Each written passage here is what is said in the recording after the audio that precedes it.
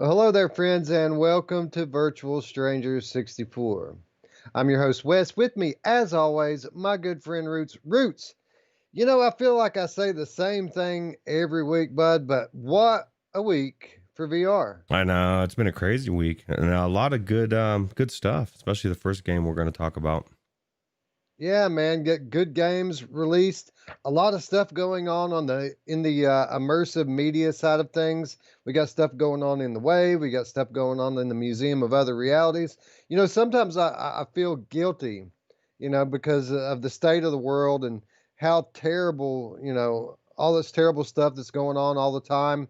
But if you're like me and you're a VR fan, you're a UFC fan. 2020 has been like the best year ever. Yeah, there's a lot of good things that came out of it. Now I will say this, Wes, as much as I love going into the Museum of Other Realities or anything like that, any festivals, whatever, if they make me wear a mask in there, I'm done. Because it makes no sense inside VR. But yeah, no, I was really impressed with everything that I saw as I was down. I haven't even gone in there yet, but just how much content is in that Museum of Other Realities. And you were telling me there's like 4 different experiences, like they're like 15 to 20 gigabytes each. And I'm really psyched to see what's in there, because if it impressed you and you said it'll take almost a week to check it all out, that's a lot of free content, right? Unless the nature of the content changes, it's absolutely going to take a week. There's 4 wings in this uh, film festival exhibit, the Cannes Film Festival exhibit. There's 4 different wings, right? I started with the Tribeca wing, and I spent an hour in the museum. I didn't make a quarter of the way down the Tribeca wing. I mean, it was like there's like 50 some odd exhibits, and like we're talking about each one of them, each one that I've tried has been a full blown experience, like a 15 to 20 minute movie. So do the math, dude. That's a lot of time. It's a lot of art. And everything I've looked at thus far has been top notch. Wow. Well, it's better than the last stuff we looked at. Remember, we went into it and we were like, it was okay, but there really wasn't a lot of the games that we just demoed. Most of them were like, so hearing that it's really good is cool. I'm really excited. I mean, maybe it'll take a turn, but so far I'm very impressed. It's even with just the layout of the whole Tribeca thing, they've put a whole new section into the museum, and you go each exhibit has been like this video presentation that you kind of pick which ones you want to experience and which ones don't. And but besides that, like each video has its own room with a big like gnarly piece of artwork inside of it, and like peripheral. It's like a real museum, dude. There's just stuff, exhibits everywhere, and all kinds of residual information around it to convince you to watch the video, which is always this, 360 immersive interactive video. It really is impressive, and there's good stuff in there. For example, the first thing that I looked at was the line, and I don't know if you'll remember, but Arvor Immersive, the people that brought us Pixel Ripped, recently released a 15 to 20 minute immersive video, Hmm. and it costs a few bucks to buy it from the Oculus store. It might even be on Steam as well, but it's on display in the Museum of Other Ah. Realities,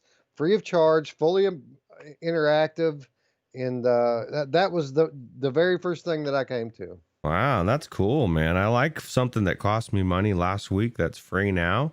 And if you have Viveport Infinity, you can go in the museum for free. But don't worry, if you don't have Viveport Infinity, Steam's giving it to you for free for a week. So, like I just went and downloaded it on Steam because I didn't have the museum. I was using Viveport before, and then I downloaded all that extra content. So you have all the museum stuff from before that we said was enormous to begin with, plus all that festival stuff.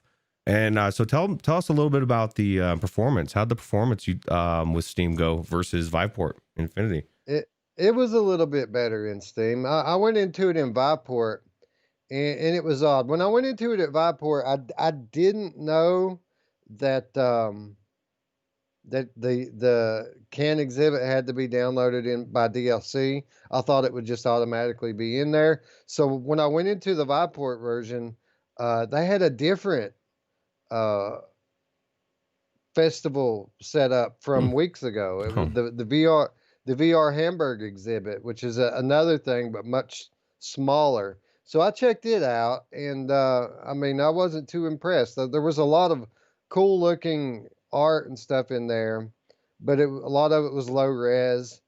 There was um, one really good exhibit that I enjoyed, and then but the whole time I was in it, it would glitch and kind of pop me in and out of the museum, just kind of every now and then, not enough to break the experience, but enough to break your immersion a little bit. Uh, so after I couldn't find the can exhibit, uh, I knew that it was free on Steam, so I completely uninstalled the Viveport version, went and installed the Steam version, and went into it, and it was a whole different museum. Like the can exhibit was being clearly advertised all over the place. The big Hmm. red carpet was laid out, and and then when you actually make your way down into that area, it tells you on the wall, we've broken it up into 4 DLCs. Click here to download. And yeah, the performance in the Steam was a little bit better. And I don't know if that just comes from having one less thing running on my computer, or if it's really a better version. But it did seem to run a little bit smoother in Steam. Hmm. Oh, I'm excited to go in. You were saying in the Discord too that's multiplayer, with the friends list, so we could go in with multiple people in there and just go check it out, right? I want to check it out sooner Yeah, than no later. limits, man. No limits. We could take the literally our whole community with us if everybody wanted to check it out at the same time. And trust me, guys, I'm going to be in there all week. There's so much of this stuff, and it's so high quality. It's going to take me all week. It's free for the next week on Steam. Uh, Not only the DLC, but the actual museum itself. Normally it's $20, but you can use it this week for free. So I highly recommend everyone check it out. And if you want a friend to take it in with you, just get up with us on the Discord. The invite is in the description. I'll probably literally be in there every day this week. And then next week on the Monday show, we'll probably talk about it in review style. I think it's perfect because, like, you go to a museum. I don't go to the museum all the time. I might go like once a year, once every several years. So you get to go for free for a week, check out all these experiences, and then after the week's done, you can uninstall it, or if you like it that much, you can buy it $20. It's really not that bad Yeah. of a deal for everything you're getting anyway, right? And honestly, it says play for free when you download it on Steam. In Viport, uh, it just has it like it's for sale for free. So literally, you click on the button to buy it, it's free. It takes you to the shopping cart page where you have to check out and buy it Hmm. for free. So I'm not sure the license is going to expire on Viport. It might just be free right now. So anybody that has the Viport program on your computer, even if you don't have Infinity, I would suggest you going in on there and at least clicking on it, because it at least looks like they're giving it away on Viport right now. That's what it sounds like to me. So yeah, it's a good idea. Free game, maybe. Les Marswick says, I really want to check this out, but all of my drives are nearly full and it's a huge download. That is true. I actually spent probably a half an hour cleaning off my hard drive, deleting videos, uninstalling games, just to make sure that this thing didn't just completely fill my hard drive up. It says that it's about 100 gigabytes. In reality, it's about 70 to 80. The museum program is about 2.5 gigabytes, and then all of the DLC comes to about 60 or 70 more. So, Yeah, Radio Run says he's gonna buy it. That's how good it is. I agree. yeah, I, It's probably I, gonna. I'm probably gonna do that too. 100%, man. Even just the regular museum is awesome. And if they're going to start showing stuff like this, these types of events, and it, obviously with the state of the world and everything that's going on, it's a perfect place for these type of things. They couldn't have picked a better venue to have all these festivals. So yeah, 100% worth it. Worth the $20 price tag, and I would recommend anyone check it out while it's free. And I think you're going to agree as well. Yeah. Well, because that's what I said before. Remember how huge the museum is as you're teleporting around from exhibit to exhibit, and that was before this extra added content.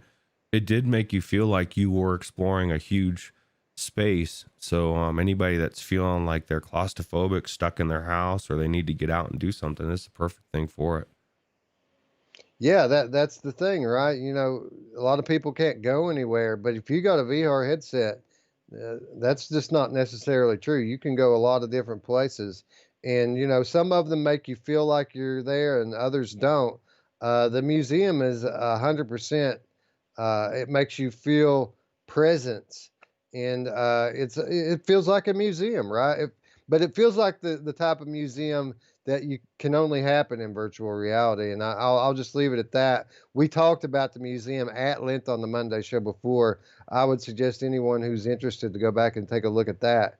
But 100%, it's a real museum.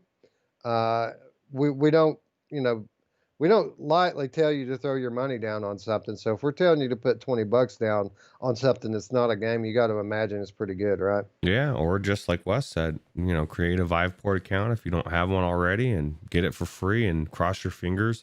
Because I don't think they would give it to you for free in that manner if it wasn't going to be it. That's what they do when you get to keep the game. So I would bet like 90% that you're going to be able to keep it. So yeah, 100%. You know, free to use on Steam, free to keep. At least it appears on Viveport this week only. Be sure you get in on it. You're not going to want to miss it. Yeah, absolutely. Anyway, I guess we should move on. We really weren't planning on talking about the museum and the exhibit and the festival to start the show off today, but Ruuts got me started on it, and it's so good. It's kind of hard not to, right? I know, it's funny because I literally for 2 minutes in, I thought, well, we're talking so much about it, I might as well go to the clip we have at the end of the show for it. So we just kind of slop things around, but it's how we do things in real time. Anyway, chat filling out nicely. We've got VR Spry Guy in the house, Radio Runt, DX Falcon. Hey, Daniel, thanks for showing up. Jarillo, Bidey, Les Marswick, Hybrid Energy, Jim Hall, what's up, buddy? Roy Schwartz, good to see you.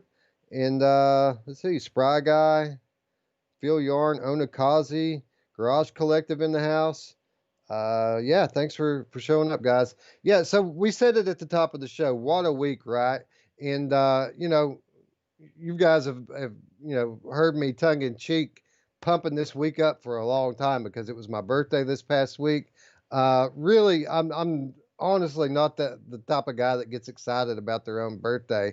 I was really just kind of jabbing people a little bit, trying to see what they would say, what they would do. But there was one thing about my birthday that I was legitimately excited about, and that was the release of Phantom Covert Ops. This game, we've known this game is coming for a long time now, probably a year since they first revealed this game.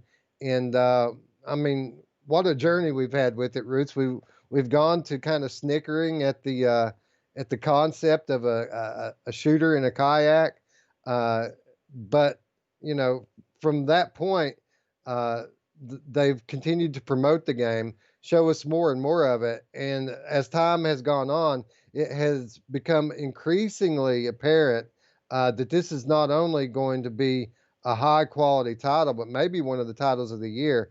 Well, we found out this past week exactly what it's going to be. And I haven't talked to you about this at all this week, Ruuts. I don't know what you thought about it. I haven't told you what I thought about it. So without risking tainting your opinion with my own, I'm just going to go ahead and ask you off the top. What did you think about Phantom Covert Ops? I thought, I thought it was really cool, especially the stealth aspect. I'm not a stealth type of person, but it's beautiful.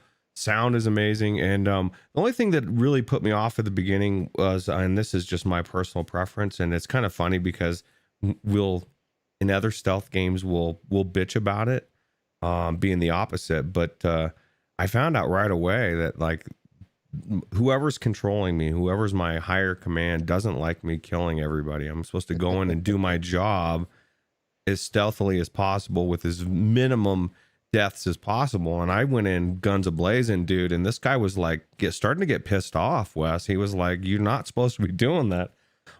So yeah, and I guess I saw in the Discord you were saying that there's penalty in points or in something as far as not going the stealth route. So I'm lazy, Wes. It's because they're kind of puzzles. A lot of these stealth areas you get to, and you're like, okay, how can I get through here? And then I'm like, well, if I just kill them real quick, I can go right by. So I don't know. I think it's cool that I was able to, and I guess in retrospect, it's kind of cool that they actually kind of are trying to guide me towards the way that it's supposed to be played. But yeah, no, everything about this game is definitely on a AAA level. It was cool. Yeah, I kind of had the same thing at the beginning. Like I wanted to go in and kill the bad guys. That's my instinct. If there's evil in the world, we need to crush it. So let's kill the bad guys, right? I could probably take them all out. Just let me do it.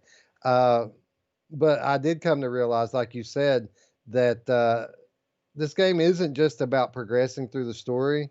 It's also got a leaderboard, a point system, a fairly detailed point system at that, and a leaderboard.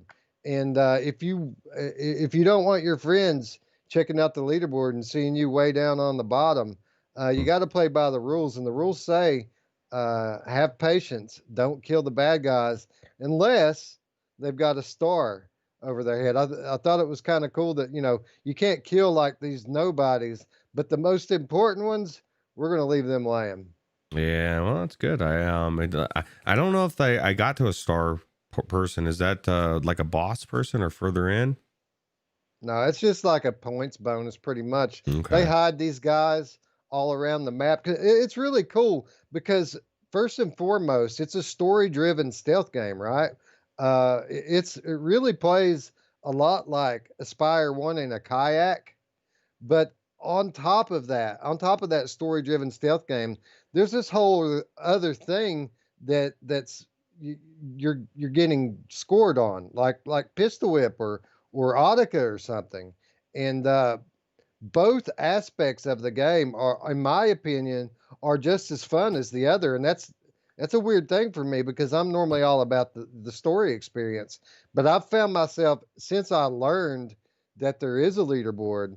I found myself enjoying that aspect of it just as much, trying to go through now as stealthily as I possibly can, trying to take out as few guys as I can.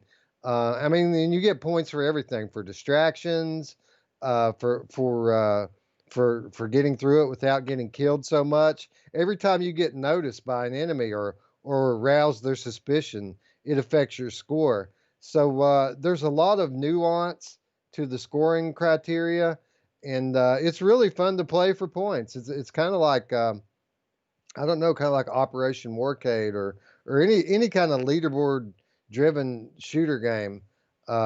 It really it's good in that aspect alone, which makes the story driven campaign just a bonus. Yeah, I feel like I'm on the bottom of the leaderboard now, Wes, because I didn't even know the point system was there, and I was killing everybody I could. Now, I'll tell you what. Now, let me ask you this: did you get underneath one of those platforms at any? I got underneath some platform at one point, and there was people everywhere, and I felt like I didn't know where to go, because you don't want to get caught by those guys. They're not messing around, right? They'll No, kill you you. do not want them to see you. Yeah, if you get found out, you pretty much got about 10 seconds to kill the people or you're going to get killed. The way out of those tight spots though is they give you this visor, and it's kind of like a night vision goggles type of thing, but it takes pictures. And what happens is when you take a picture with it, it it marks everything of significance in your view, so you can see where all the enemies are. You can see where all the potential distractions for those enemies are. You can see where the high value targets, the ones you're supposed to kill, where they're at, and you can see the waypoint where you're supposed to be going. So generally, whenever you get, caught in one of these hairy situations, I just pick up that visor, literally spin all the way around taking pictures of everything. And generally, if there's a bunch of dudes, there's a way to distract them by shooting a fire extinguisher or something like that, something to take their attention for long enough, just long enough for you to, uh, glide by undetected. Oh, nice. Yeah, I'll have to definitely have to use that visor more. I did use it, did take pictures and get the stuff like where your distractions are, what you're supposed to shoot and stuff. That was pretty cool. But no, I've so far I've enjoyed it. Now I want to get to some bosses. I want to get to the meat of it, and I didn't get far enough in to get to any bosses. Did you get to David Hayter's any dialogue yet or no? Oh yeah, man. It didn't take. I mean, I don't yeah, recognize his voice from it. I didn't, know. So maybe I did, and I didn't even realize it. But yeah. You must have just missed it because he comes in pretty early. Um, but yeah, man, the story's awesome, and it really it gets better as you go from a story perspective. That's the cool thing about this. I really expected it to be a lot like a rail shooter, but it's really not. It's really, I mean, it's somewhat linear, but you come to a lot of branching paths, and the story is like a full-on FPS, AAA FPS uh, story. I mean, the only really difference between this game and those games is the length. It's kind of a short game, 5 or 6 hours, but a lot of replayability due to the points things that we just talked about, and it's just fun to play. And the one thing that really smacked me in the face from the moment I got in this game was just how immersive it is. The 3D depth is outstanding, and the sound effects and the lighting, it all kind of mixes together to really immerse you in the game, or at least that's how I felt about it. Did you have a similar experience? oh yeah, it was very immersive. And then just moving with the kayak felt so good as well. Like you, just especially where you can hold down one of the buttons and like do a hard steer, so you really have good control. I thought that what was that one walking sim that had the going down the river Styx? I always forget the name of it every time, but we thought it was cool, the mechanics of using the canoe or whatever. Right. Um, Journey for Elysium. yeah, I thought this was 10 times better. I thought as good as that was, this felt 10 times better. It felt so natural, and it felt good to move around in that environment, getting to the different areas to hide. And yeah, I mean, I would say everything about this game so far, I'm really enjoying. Yeah, I agree. The movement, the paddling, the control you have of your boat, way better than I expected. And you're right, even better than Journey for Elysium. Um, I had absolutely no issue doing what I wanted to in this thing. And you do have to be rather precise with it because there are parts where you have to go while people are looking the other way. You have to go quickly and but you can't be loud about it. You are paddling the water. You have to do it quietly. Really, the only time I had any kind of trouble steering this thing is when you get close to a wall or something, because they have this mechanic built in, physics based, where if your paddle touches the wall, clearly it's going to push you away from it. But they put these like ammo drops where you have to like literally pull right up to them. And sometimes I found it hard to get close to the ammo boxes because my paddle would catch the wall or catch some object and it would push me out away from it. And it's not the easiest thing to strafe. So after you get going in the wrong direction, it's kind of hard to correct. Yeah, you're pushing yourself back and forth off that wall, right? Is what ends up happening, or that's what happened to me. But I thought it was a cool mechanic to be able to like, shove off of a wall and kind of get yourself going quicker. Because like you said, that it's stealth and the guy's facing a direction. You're trying to get to the next set of reeds or underneath the bridge or wherever you're going as quickly as possible without being seen. So, yeah, it was really cool. Yeah, it's a top-notch AAA game in my opinion, and you know what? It translated well to the Oculus Quest. Obviously, the PC version is going to have some visual advantages over what is essentially a last-gen cell phone processor. But all in all, it looked great. I think this game benefits a lot from the dark environments, it kind of allows for this smoke and mirrors thing to be going on, where it doesn't have to look the greatest in the world, right? I mean, you've got fog, you've got the cover of darkness, so it really translates well over to the Quest. And even though it isn't quite as visually stunning as it is on PC, they nailed the gameplay. It's 1-to-1 the same experience on the Quest as it is on the Rift. Wow, that's awesome. So you're saying it's you did play it you played it attached, tethered, and non-tethered as well? Yeah, I wanted to try it out because this is the first game that I've heard of that features cross save. So you can start playing on your PC, and then say you have to go somewhere, just take your headset with you and pick it up on Quest, and your save from the PC is already loaded into your Quest. You can switch back and forth between platforms, and it will transfer your game save back and forth as well. Yeah, it's cross-buy as well. Now let me ask you this, just answering Bitey. Like, why is every game not cross-save? Like, that's just, to me, should be common sense 101. Like, it's same thing with Netflix or any of those things, they have it set up to where you can go from one TV to the next. Why would you not want to do that? Like you said, I'm playing the game at home. It's like, I got to go. I'm going on a business trip or whatever. You grab your Quest, you take it, and you just continue on that night in the hotel or whatever. I don't know. I just think that's very smart. Yeah, I think so too. And if you're asking that question, why isn't every game cross save? I guess the answer probably would be because not every developer are the guys at InDreams. And by the way, I guess I would be remiss if I didn't thank those guys for allowing us to have review access to this game. Thank you very much. These guys have been so cool. Roots, a lot of people, a lot of well-wishers on my birthday. Who wished me happy birthday first this year? Was it InDreams? It was Daniel from InDreams. Oh, man, it should have been Roots. What the hell is wrong with me? Right. Well, I mean, you were one of the early ones too, I got to say. So I appreciate that.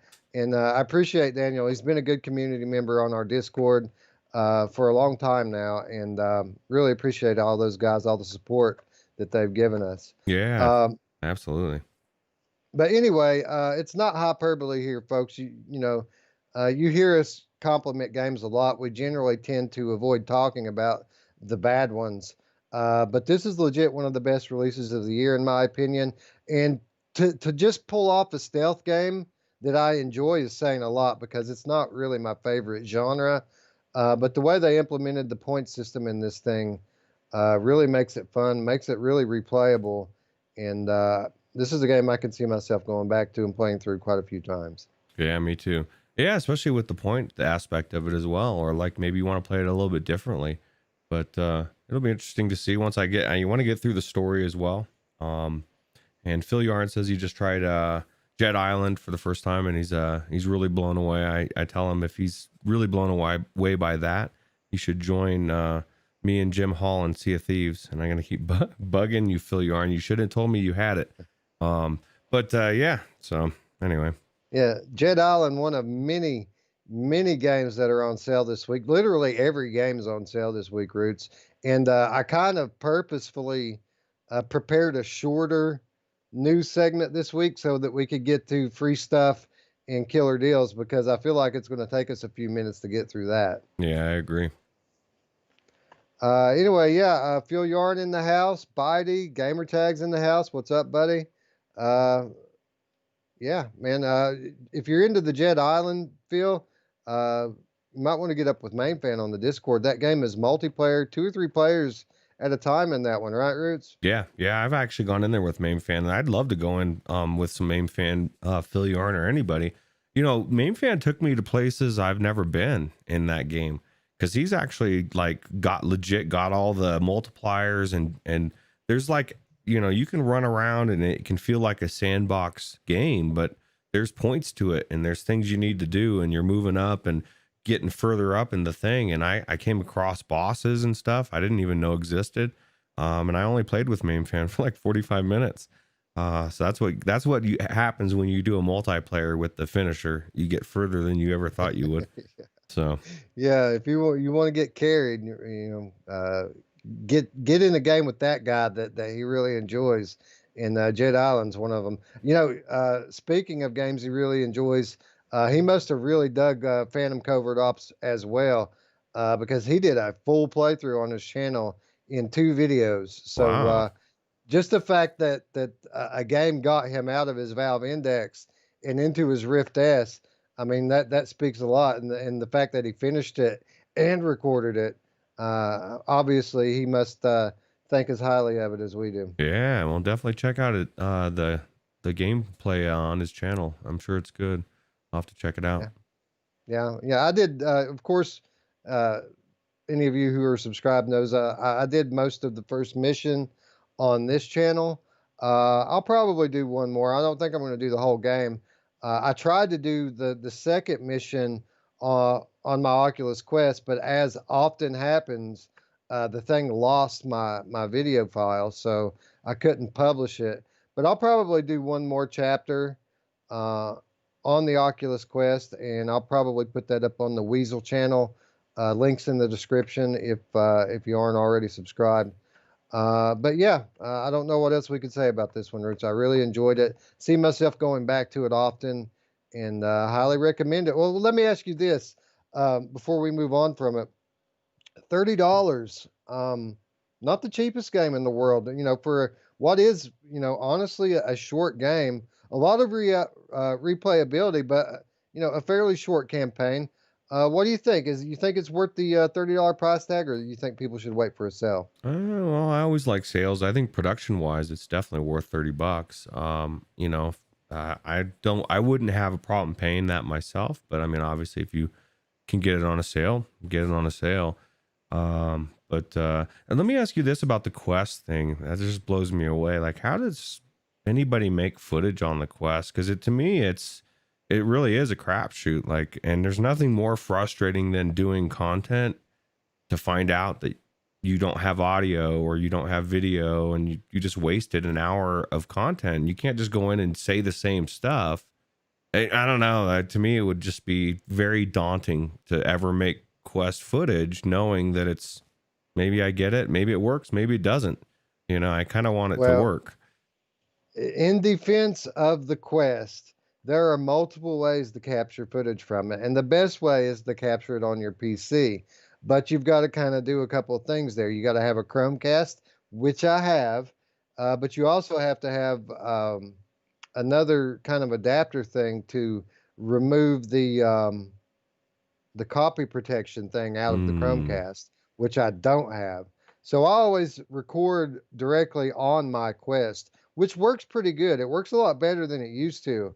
Uh, but if you've ever seen any video that's captured on the Quest, it's square, right? It's not widescreen. So I basically go through side loading and kind of tweak and hack the settings and make them something that they weren't intended to be. I stretch it out to a widescreen view. I turn the bit rate way up and the resolution way up so that it's um, a high quality video coming from the Quest. That said, it's rather taxing for the Quest to run this, obviously beautiful high quality game and record it at the same time. And, on top of that, do it at these super high settings that it was never meant to run at. So, obviously I ask a little bit more mm. of my Quest than what you're supposed to. If I would just stick to the rules, it would probably run a lot better. Can you still use that adapter and tweak stretch it out and do all that stuff with that Chromecast adapter? Um, Maybe just getting the adapter, and then it wouldn't be your nightmare. Or I guess it probably doesn't happen enough to. And how much is this set adapter? I mean, if you're No, avoiding, get it. I think it's only a few dollars. I just haven't taken the time. I thought the Chromecast was going to be enough. I Mm, got the Chromecast. It wasn't enough, and I was just like, right around that time was when the tutorial came out to tweak the settings, the recording settings, and get a widescreen deal and with high quality and high bit rate. And after I learned how to do that, I just quit thinking about it. I didn't worry about it. It works most of the time. Okay. Every now and then it doesn't work. So Well, somebody this needs was to one buy of you those that times. adapter for your birthday. Send it on to Wes. You know what? That's what the Patreon support's for, Oh right? I yeah, guess if I need one badly enough, I can dip into that, and that's what that's for, right? To support our channel and support our community. So absolutely. uh, I guess if I need one bad enough and don't have the cash, I could always go there. Yeah, true.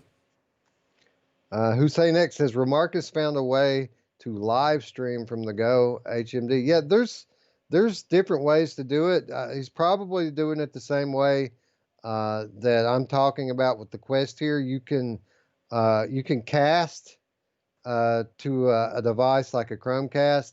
If you plug that into a capture card like an Elgato, you can stream from the Elgato. So maybe that's how they're doing it. Yeah, probably. It's crazy. Anyway, a high quality title, and yeah, I think that the replayability absolutely makes it worth the $30 price tag. I used to $30 was kind of expensive, but I kind of feel like 30 is the new 20 now, right? Yeah, it's right in the middle. We're used to 60 on the flat games, and even the really good VR games are up there. So $30 is right about perfect, I think. Phil Yarn says, speaking of Humble Bundle, I got a Hellblade keys if you guys want to do a giveaway. Phil, that would be rather cool. We talked about it last week. Um, the 2020 show is fast approaching, and it's going to take a hell of an effort from all of us if we're going to cover, or if we're going to top the key giveaway that we did last year for the 2019 show. So yeah, we're definitely starting to collect keys from our community, from our developer friends. So yeah, absolutely. If you want to hit us up in the Discord or give us an email. Big thanks to Ray Delator for sending us a key for everybody's golf last week. We're starting to collect keys, and we gave away almost 50 games last year for the 2019 show. And I kind of feel like we at least have to match that this year, Roots. What do you think? Oh yeah, definitely. It's gonna take a lot to match it. I think we're gonna do it. We've already got a couple keys out floating out there, and with the community being as awesome as it is, and then developers, when we get closer, will give us keys as well. So yeah, you guys are great. All of you that support our channel, we really appreciate it. Without you guys, we wouldn't be able to do it. And yeah, I feel like I need to go drop a 10 spot and grab a few copies of Grip while it's cheap, right? yeah, it's actually not a bad idea. I mean, Grip is such a good game, and for a couple bucks, you can't beat it. Absolutely. But yeah, Phil, we certainly would appreciate it. Hellblade, one of my very favorite games in VR, one of the best, period. So yeah, I mean, if you've got a copy that you don't need, send it to us. We'll put it in the bag, and we'll find it a good home right around the holidays when it matters the most. Yep. Biden says, I don't mind paying a little bit more for a polished game. A lot of people thought Tetris Effect was overpriced as well, but I disagree. 100% agree on both counts. This game is a very polished game, and Tetris Effect absolutely worth the price tag as well. Yeah. Anyway, I guess we need to move on. And you know what I didn't do, Roots? I didn't bring my copy of the notes in here.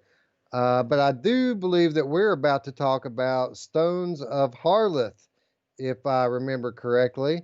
And for those of you who don't know, Stones of Harlath is the latest title from the developer behind Theta Legion VR. Only this game, not that classic retro style FPS that everyone has come to, everyone from our generation has come to love anyway.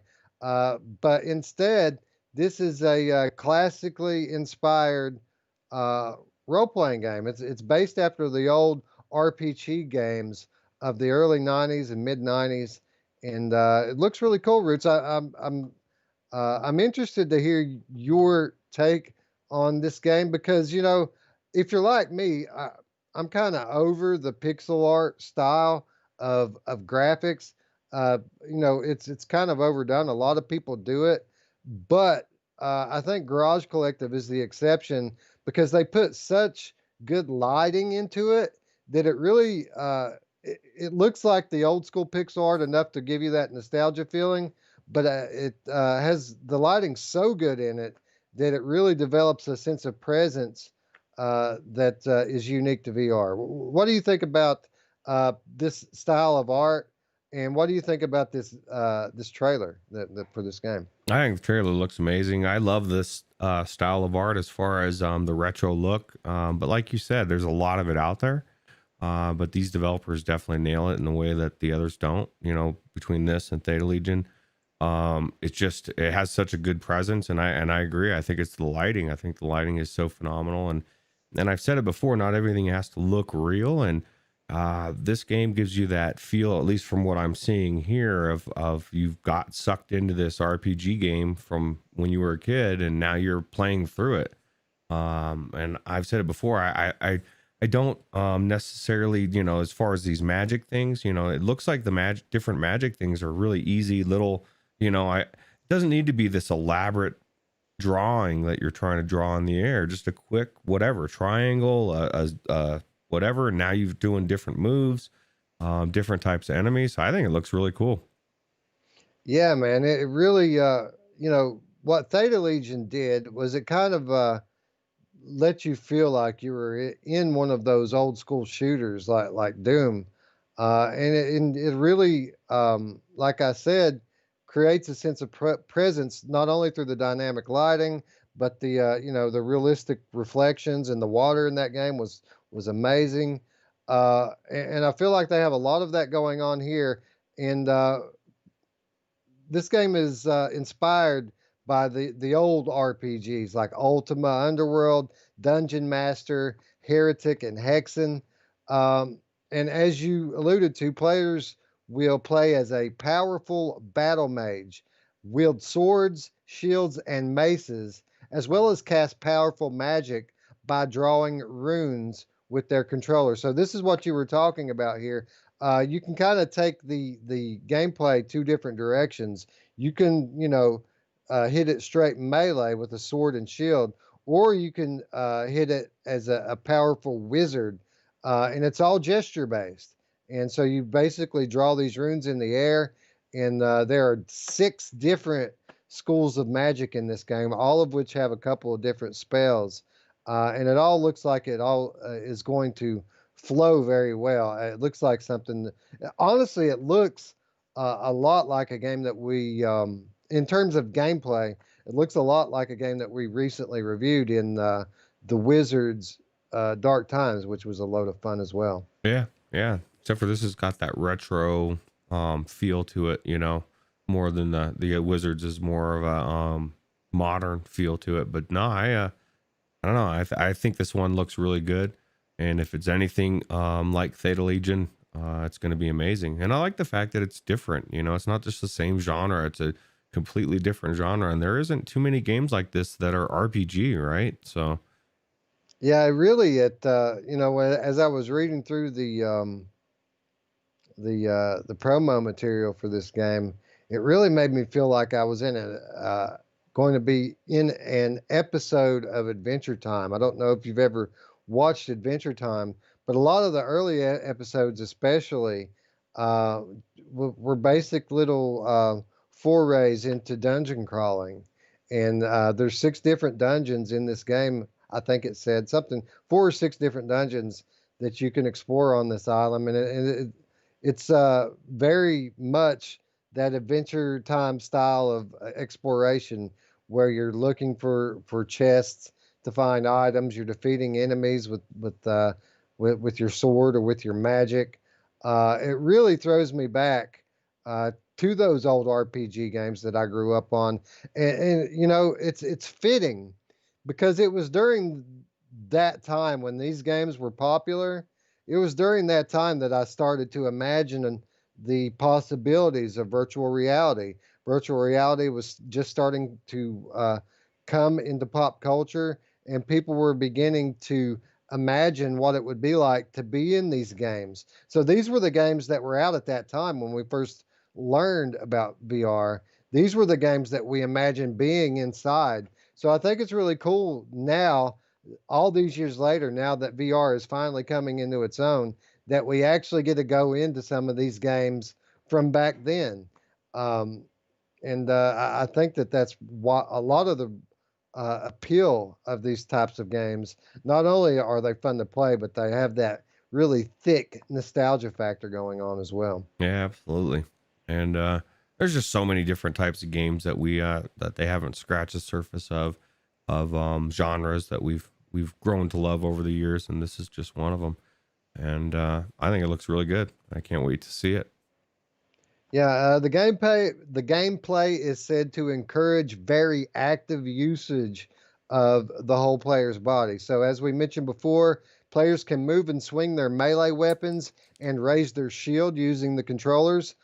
You can also switch to battle mage mode, which you'll equip a spell book in one hand, and you'll air draw powerful runes with the other hand to conjure powerful spells.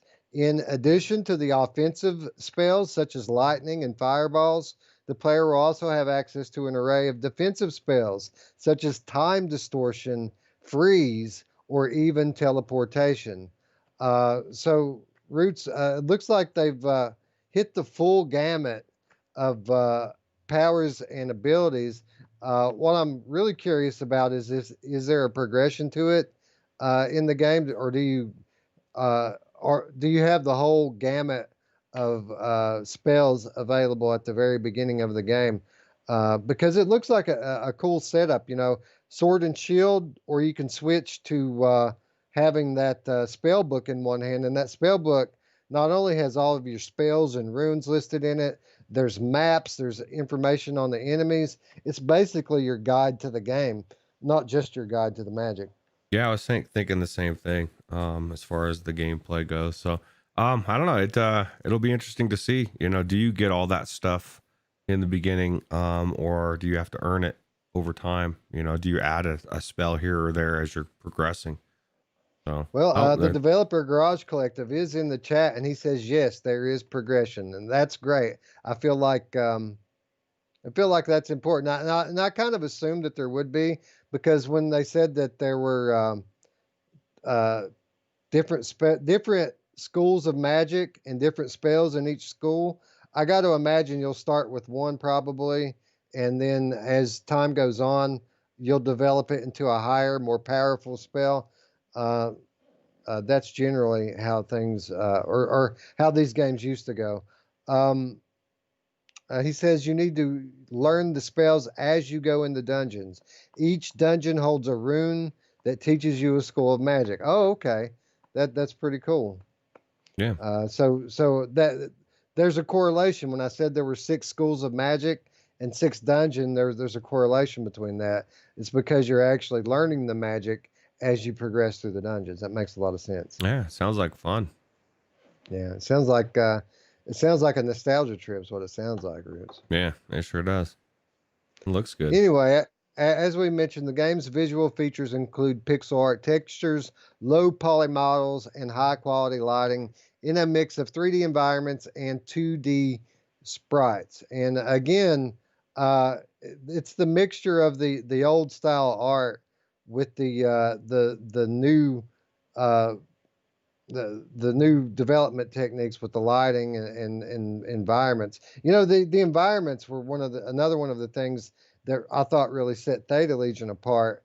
Was even though the game looked like an old game, the levels were kind of laid out like a VR game, right? Yeah, what's crazy to me? I was talking to the developer before the show, and he's a professor as well, and he does this like on the side. So it just blows me away because he's the one that does all the artwork, and it's phenomenal. It just shows you how some talented developers are and how they are, and I'd like to see how these developers, like I was telling him, drive the VR industry. Some of these developers are driving where these games are going for everybody, because people see it and they're like, oh my god, I like that, and then they start making a game similar.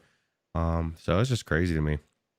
Yeah, I don't know how they do it, man. I mean, it's all I can do talk about these games on top of my job. Can you imagine No. working a full-time job and then coming home and developing a video game? Mm-mm. I mean, that must be nonstop crazy, right? Yeah, he says he uses a lot of breaks, school summer breaks, or when the school's not, and does a lot of work in that time frame as well.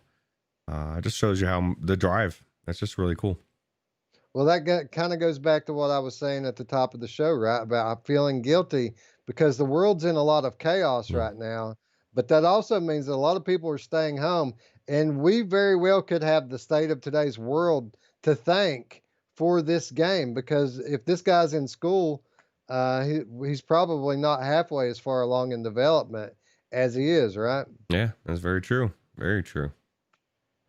Anyway, big thanks to Cyril. Big thanks to all of these indie devs. You know, VR was touch and go for a long time. We didn't have a lot of big titles. VR is dead was something that you heard on a week in and week out basis, and it was these independent developers that kept us in games through all of that. So big thanks to Garage Collective and big thanks to all the indie devs out there that kept us going through the slow times. Absolutely. Onakazi says, not sure how Theta Legion slipped by. I hadn't heard of it at all until I saw the clip from the Quest announcement on Upload VR. Yeah, we've talked about Theta Legion a few times, and I guess this is a good time to switch over to Theta Legion because it is coming to Oculus Quest, but we've talked about it a few times on our channel. It was originally an Oculus Go game, a 3DOF shooter that got switched to a 6DOF shooter for Oculus Rift, and it was one of, in my opinion, one of the better games of its kind in VR. And we've already kind of ranted and raved about it when we were talking about Harlath. But one of the better looking pixel art games that I've ever played, and a ton of fun to play. Not an easy game, is it, Roots? No, it's not. It's definitely really fun, very nostalgic, and the developer saying it's same artist and designer, different coder, same music as well for this game as well as the new one. So it's pretty cool. Yeah, I think it was maybe even last week that we talked a little bit about this game. I mentioned to you that I had just gone into it to just because I wanted something to play. You know, normally I go into stuff, it's because I'm talking about it on the show. But last week I just wanted to shoot some stuff, and I'd only made it about halfway through this game, so I picked it back up, played through a few levels, and had a blast. And trust me, Roots, the later levels of this game are nuts. These enemies are everywhere, and it's getting pretty tough. But I ended up, getting through the levels that I started, and I think I've only got maybe one or two more levels left until I finish it. But it's a ton of fun, and it's a great pickup for Oculus Quest. I'm really interested to see how this thing is going to translate visually to Oculus Quest. Well, this is the footage. Oh, is this the Quest footage? It looks amazing, right? Yeah, it looks 1-to-1, right? Conventional wisdom tells you that these pixel art games would translate easily into the Oculus Quest, but as we mentioned before, the lighting and the water in this game is just so beautiful. I wasn't quite sure if those two things were going to translate, but apparently, I mean, I can't see the water from here, but apparently the lighting looks pretty good. Yeah, it's good. And Retrovex official says he's looking forward to composing more music for the Stones of Harlath. That's the Retrovex is the music that does for this game and for the new one as well. Oh, awesome! Yeah, that's great. Yeah, the music is definitely one of the well, I mean, just the sound in general, not just the music, but the sound in general on Theta Legion. I mean, it looks like an old school game, but it really plays and feels like a legit VR game, and the sound and the music is a big part of that as well. So yeah, I think that it's great. Not only that they're carrying that over from Theta Legion into Harlath, but I think it's cool that Garage Collective is taking 100% control not only of development but of publishing the Harlath game as well. So Yeah, I agree. kudos on that. Oh, so Garage Collective says he's the sound designer as well. Well, kudos on that. The 3D audio was another one of the highlights of that game. So I think that you would do well to keep them on for the new game as well. And I feel like the dungeon crawler type of game, the 3D audio is going to be even more important than in a classic FPS game. Anyway, so yeah, so definitely a good thing to have a talented sound designer on board. I'll tell you what, I am gonna go back into Theta Legion, dude. This looks so good. I forgot how cool this game is. It's just like you said. There's just times you just want to run around levels and progress and shoot stuff, and this is like that's what the old school games did so well, and that's what this one looks like. It's doing phenomenally. So yeah, there's the water. Yeah, man. Like I said, I played almost to the end of it, and really, it was just time constraints that kept me from finishing it because it took a few tries, man. It stays true to that old school difficulty, where you don't just blow through a game. You have to try and try again. You have to be willing to die a few times to progress, at least in the later levels of Theta Legion. And I persisted and I made it, but it wasn't easy, dude. I literally, I had to run away from some guys to live and make it through. I think it was the next to last level in the thing. There's a lot of enemies and they chase you. Wow, sounds cool. Anyway, this game's coming to Oculus Quest, and I can't think of a better way to for it to get some recognition. Quest is blowing up right now, and it's kind of the platform to be on. So it's a good thing that this is coming to Quest. A lot more people will find out about it. A lot more copies will be sold, and in turn, it will support the Harlath game going forward. So yeah. Anyway, Oculus Quest coming in summer. I don't think we have an exact release date on it quite yet, but toward the end of summer, keep an eye out for Theta Legion VR. Definitely worth your time, and not very expensive either. It was like what, $10 for this game? I think it was $10. Yeah, and which is to me is perfect price for it. So yeah, I agree. So Theta Legion VR, one of many Quest announcements in recent weeks. We went down like a laundry list of Quest games last week and Quest announcements coming out of the Upload Showcase, and I kind of felt like that would be it for a while. It wasn't it, Roots. We got another laundry list of Quest announcements this past week, not only with the Theta Legion VR, but the one big game that everyone was asking about during the Upload Showcase, Five Nights at Freddy's Help Wanted. The one thing that was apparent during the Upload Showcase is that the Five Nights at Freddy's crowd is a not only a large crowd, but very passionate, because they pretty much spam the chat the entire time. They wanted to know, when is it coming to Oculus Quest? When is this game coming to Oculus Quest? When is this game coming to Oculus Quest? Well, they didn't have to wait very long. The developers heard them loud and clear, and we found out this week that Five Nights at Freddy's Help Wanted is coming to Oculus Quest on July 16th. So not very long to wait, Roots. About 2.5 weeks from now, they're going to get what they want. And it's kind of odd, it's kind of like Gorn on PSVR. People so hyped for that game. It was almost overhyped. I kind of feel like the same thing's going on here with this one, man.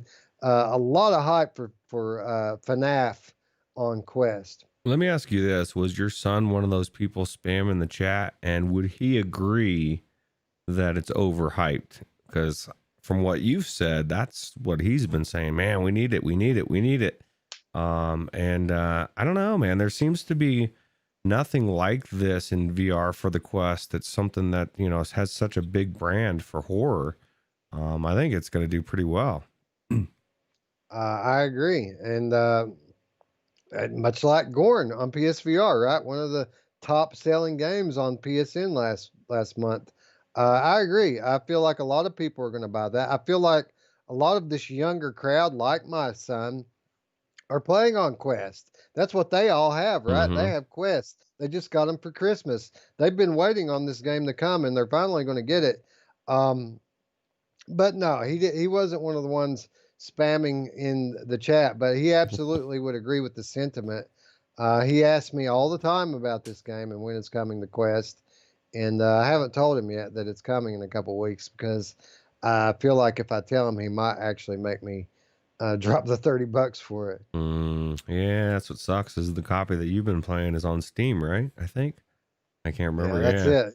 Yeah. That's it. And my gaming PC's in my bedroom, so if I want to let him play that, then he has to come into my bedroom and take up what is pretty much my TV and my VR, my, my everything, my computer.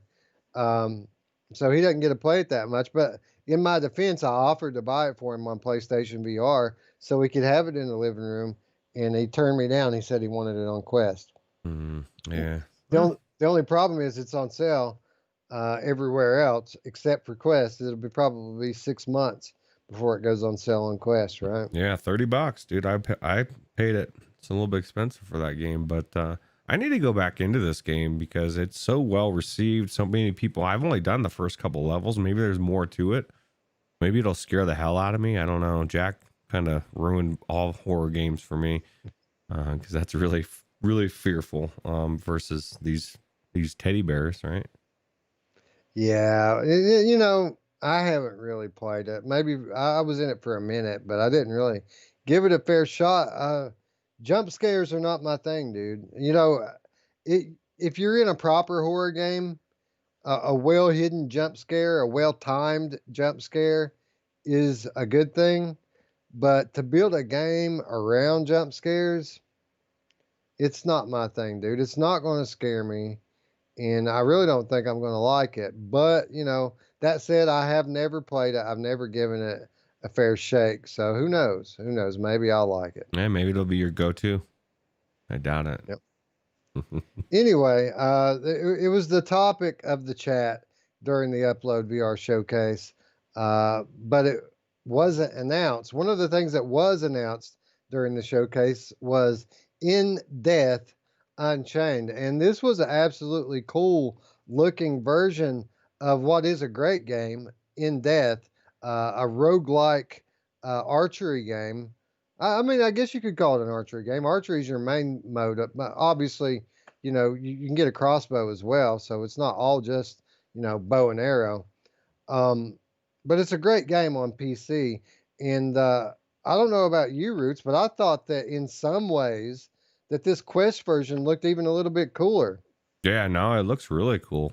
And It looks more colorful. Doesn't it look more colorful on the Quest? yeah, it's not as like black and white. I don't know if the other one's just made that way or if it's just the way that this video's shown or what, but I don't know, man. It's again, there's not too many games out there that do archery so well. Especially on the Quest. So I think this thing is a perfect game for the Quest. And then being able to move around, especially if you have a bigger room. I mean, you have that shield and you're ducking and stuff, but if you could actually move around more in a bigger area, it definitely would be beneficial for this game for sure. Yeah, it's one of those games like Ninja Legends, right? Where you've got enemies coming from all directions. So it's helpful to not be tethered for this one, to be able to move around. And if it can hold up and they can bring a solid port, this might be one of the few examples of games that you prefer to play on Quest. I mean, most games you choose the graphical fidelity over the tetherless, but there are games that you prefer to play on Quest, and this very well could be one of those games. Yeah, and this is actually better than what was it you named as far as things popping up Ninja Legends, because those teleporting the bow and arrows, the archers and stuff, man, they'll just teleport right in front of you, behind you. It really is 360 stuff every different direction at any time.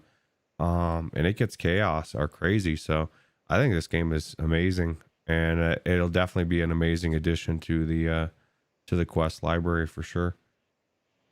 I agree, and they're not going to have to wait that long, Roots. July 23rd, so 1 week after the Five Nights at Freddy's release, In Death Unchained is going to release, and both games are going to be $30.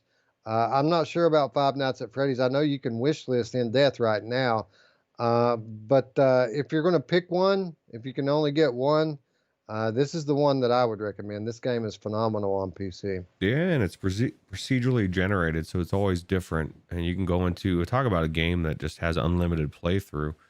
You just go in, and even if you're just going to see how many people you can kill, but there actually is progression and bosses, and it's a really good game.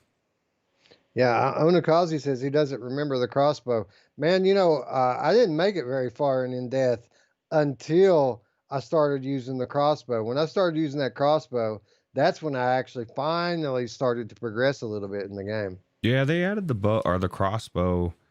I think it was like 6 months or a year after the game came out. So it wasn't, I don't believe it was originally there, but it's there now. So Yeah, they did a lot, right? With the not only the weapons, but they added in like those different progression elements and what's like achievements. mhm. A lot of variety added to the game since it first launched. True. Voidcat says he's definitely going to rebuy it for the Quest. Still don't. Was the original even on the Oculus Rift store, or was it just Steam only? Roots, do you know? Originally, I don't remember. I own it on Steam, so I don't think it was Oculus only. 'Cause I think I got it when it first came out, but it might have been. What I'm wondering is it available on the Oculus Rift store? I don't know. Because well, I'm wondering if it could possibly be a cross-buy title, but I don't remember it being on the Rift store at all. That doesn't mean that it's not on there. But when I think about this game, I think about Steam. Yeah, me too. No, it's on the Rift store. $30. So Okay. I don't know So if it's cross-buy or not. I don't know if it says in the information or not.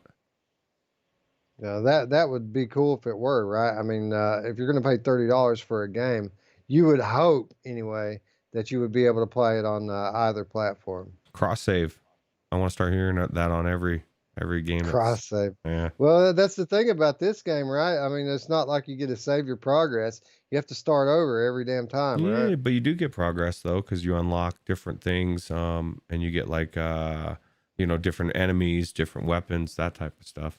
I guess that's true. There is that progression that you keep up with on that board when you first start, right? Mm-hmm. Yeah, absolutely. All right. Well, let's see here. VR Mania DIY VR channel has joined us. What's up, buddy? He says it looks different than when I played it before. Different textures. If you're talking about in depth, this is the Quest version. That's why it would look different than when you played it before. This is the actual standalone version. They've actually got in depth running on this friggin' cell phone headset.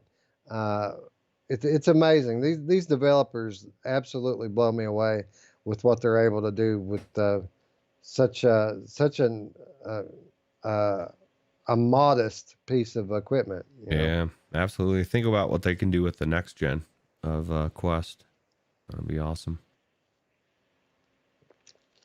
Yeah, and I don't think we're going to have to wait that long, right? I mean, I think that's what they're working on is the next gen Quest, which I mean, maybe not the next gen Quest, maybe it's the Quest S, Mm. but I don't think we're going to have to wait very long to see what that's going to look like. No, I don't either. I think with the Go being canceled and was kind of a sign that and just the technology is moving so fast, and they want to, why not?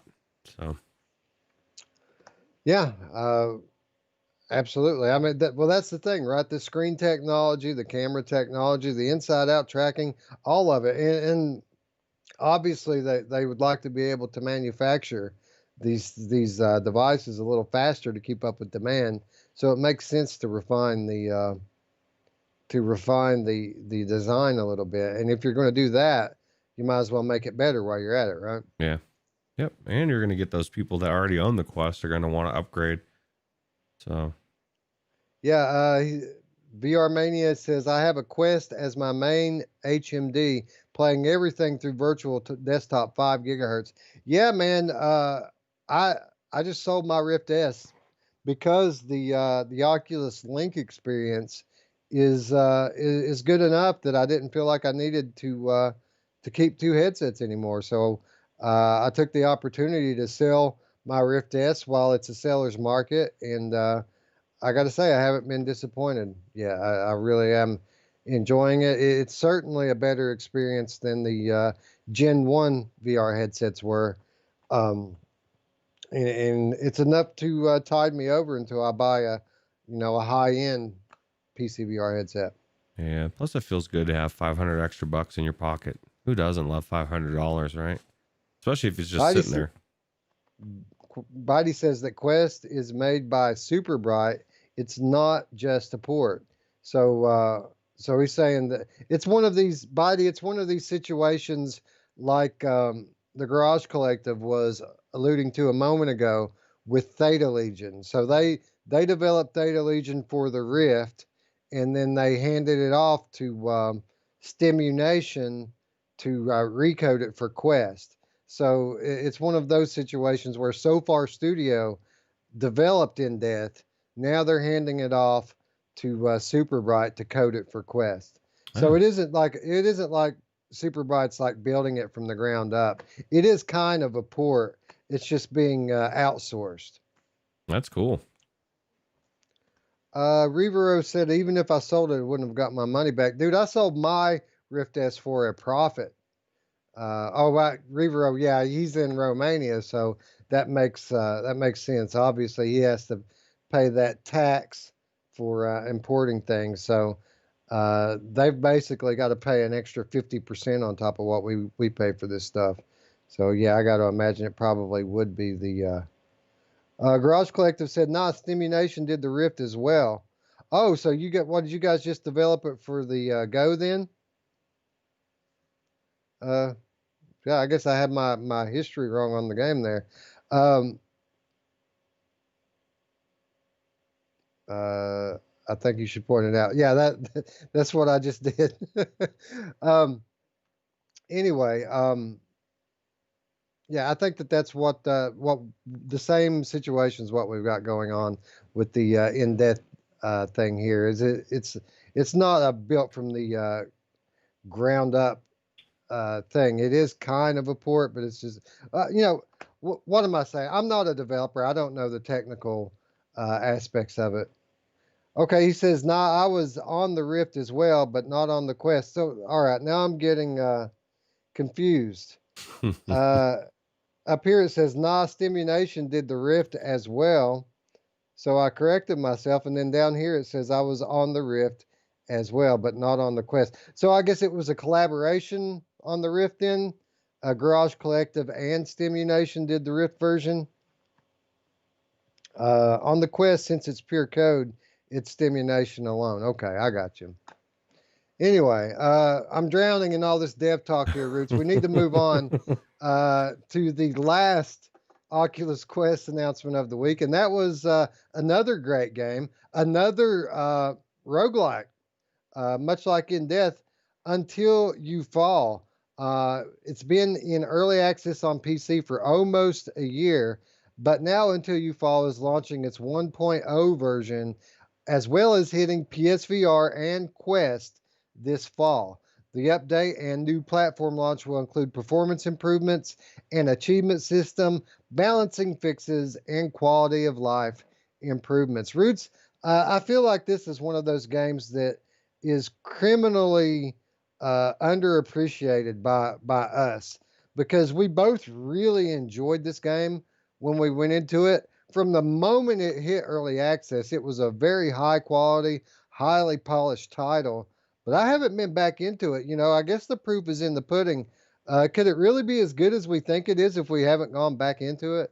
Well, I'm not a melee person, so that's my excuse. And in my defense, probably yours as well. Although usually doesn't hinder you. This is a this is hard, man. This game is very difficult once you get to a certain point, man. Those guys are no joke. And I remember going through and dying a lot. So there's a must be a real learning curve to it. But yeah, no, I thought this game was amazing when we played it. Something that I guess, as you're saying that, I wonder why I haven't been back in, and I need to get back into it.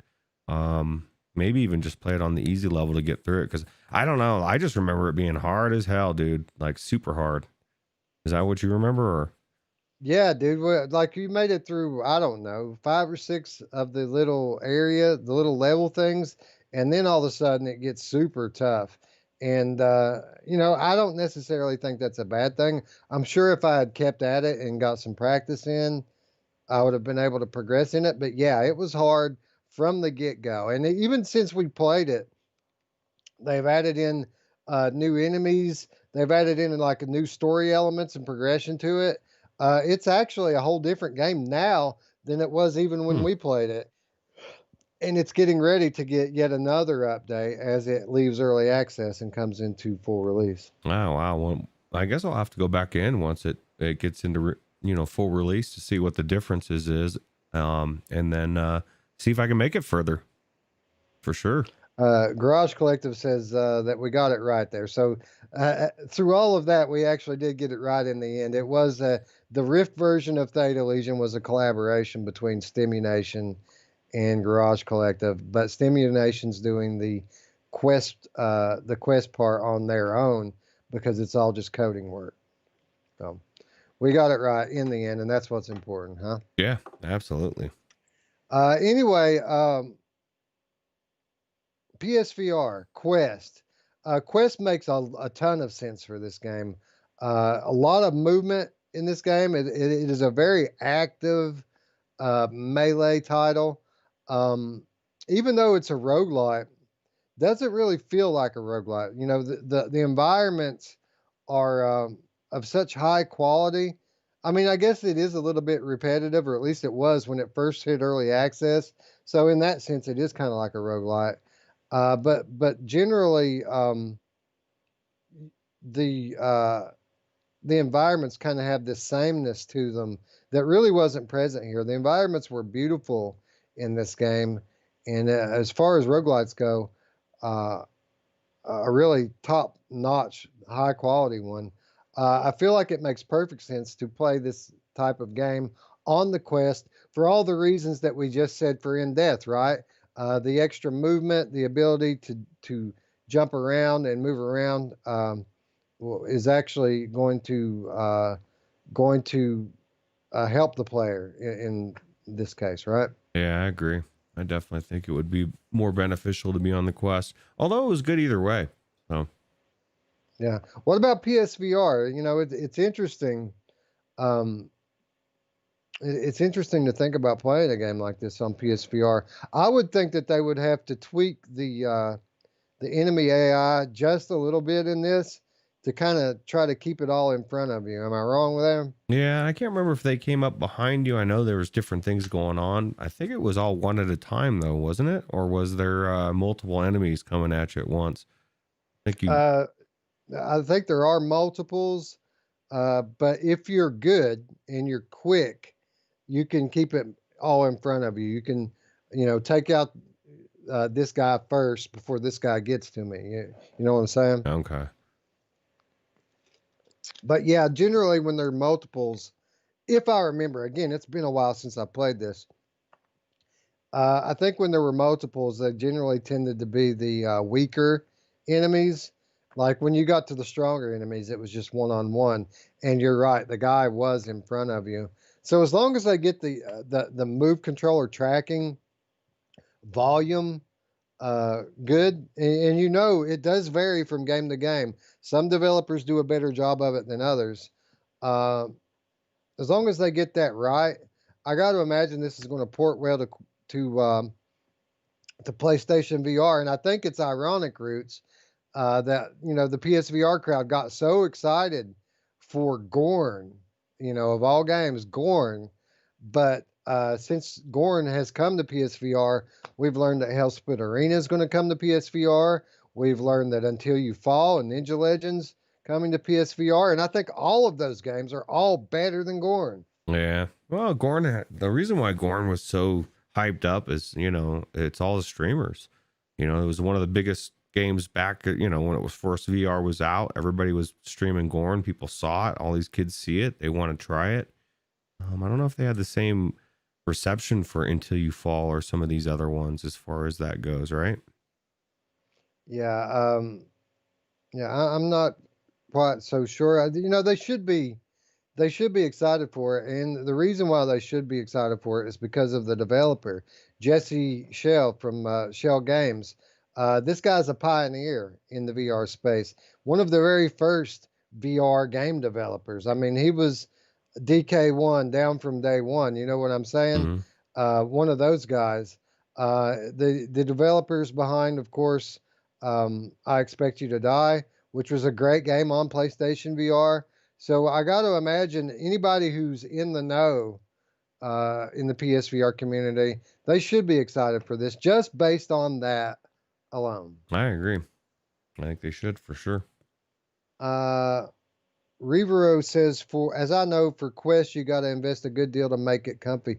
I just run with the VR cover facial interface replacement. It's $30, and it makes it good enough. I'm not going to sit here and call it comfortable, but it's comfortable enough that I haven't had to remove the headset due to discomfort.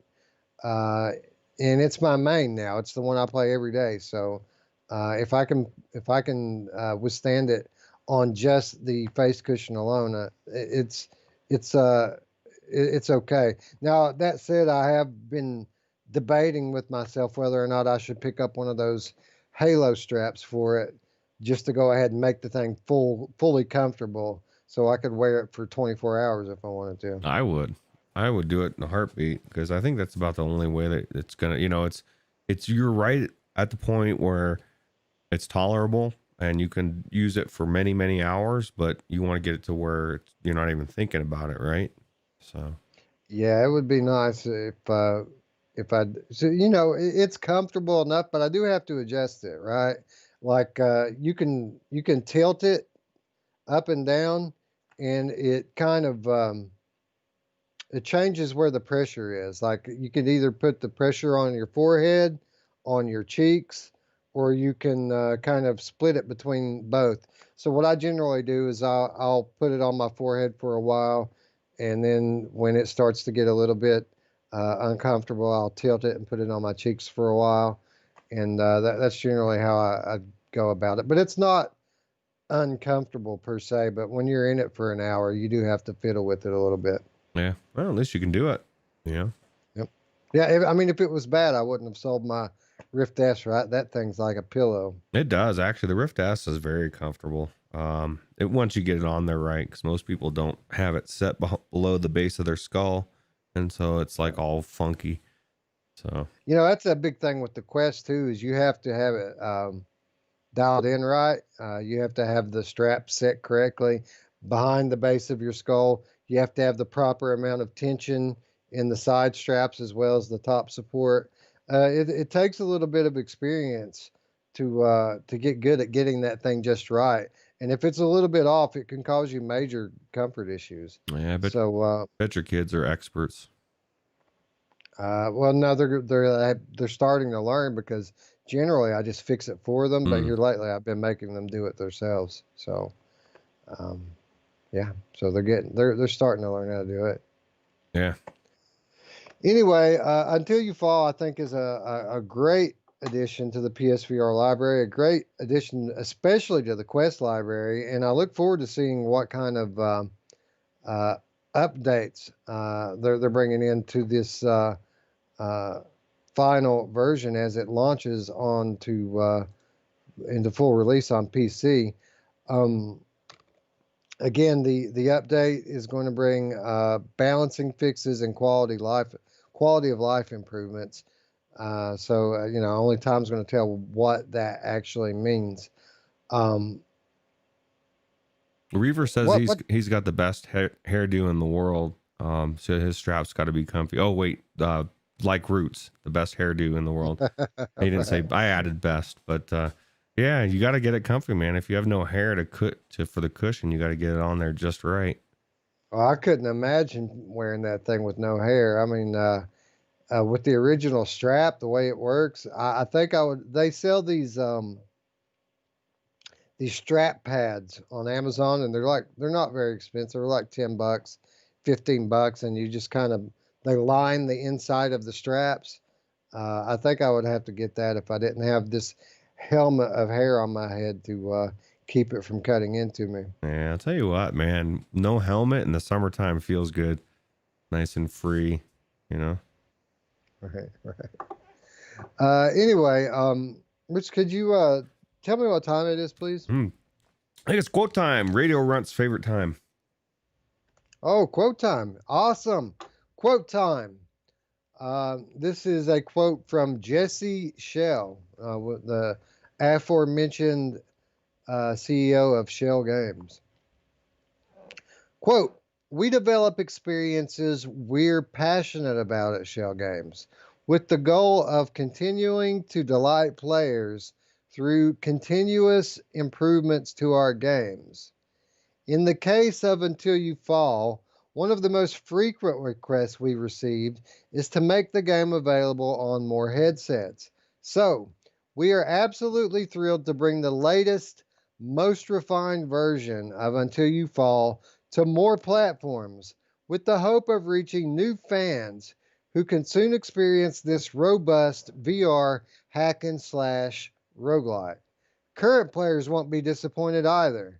The addition of achievements and the quality of life updates will keep them playing again and again." So that was Jesse Shell from Shell Games. And I got to agree. I think that this is a perfect fit for Oculus Quest.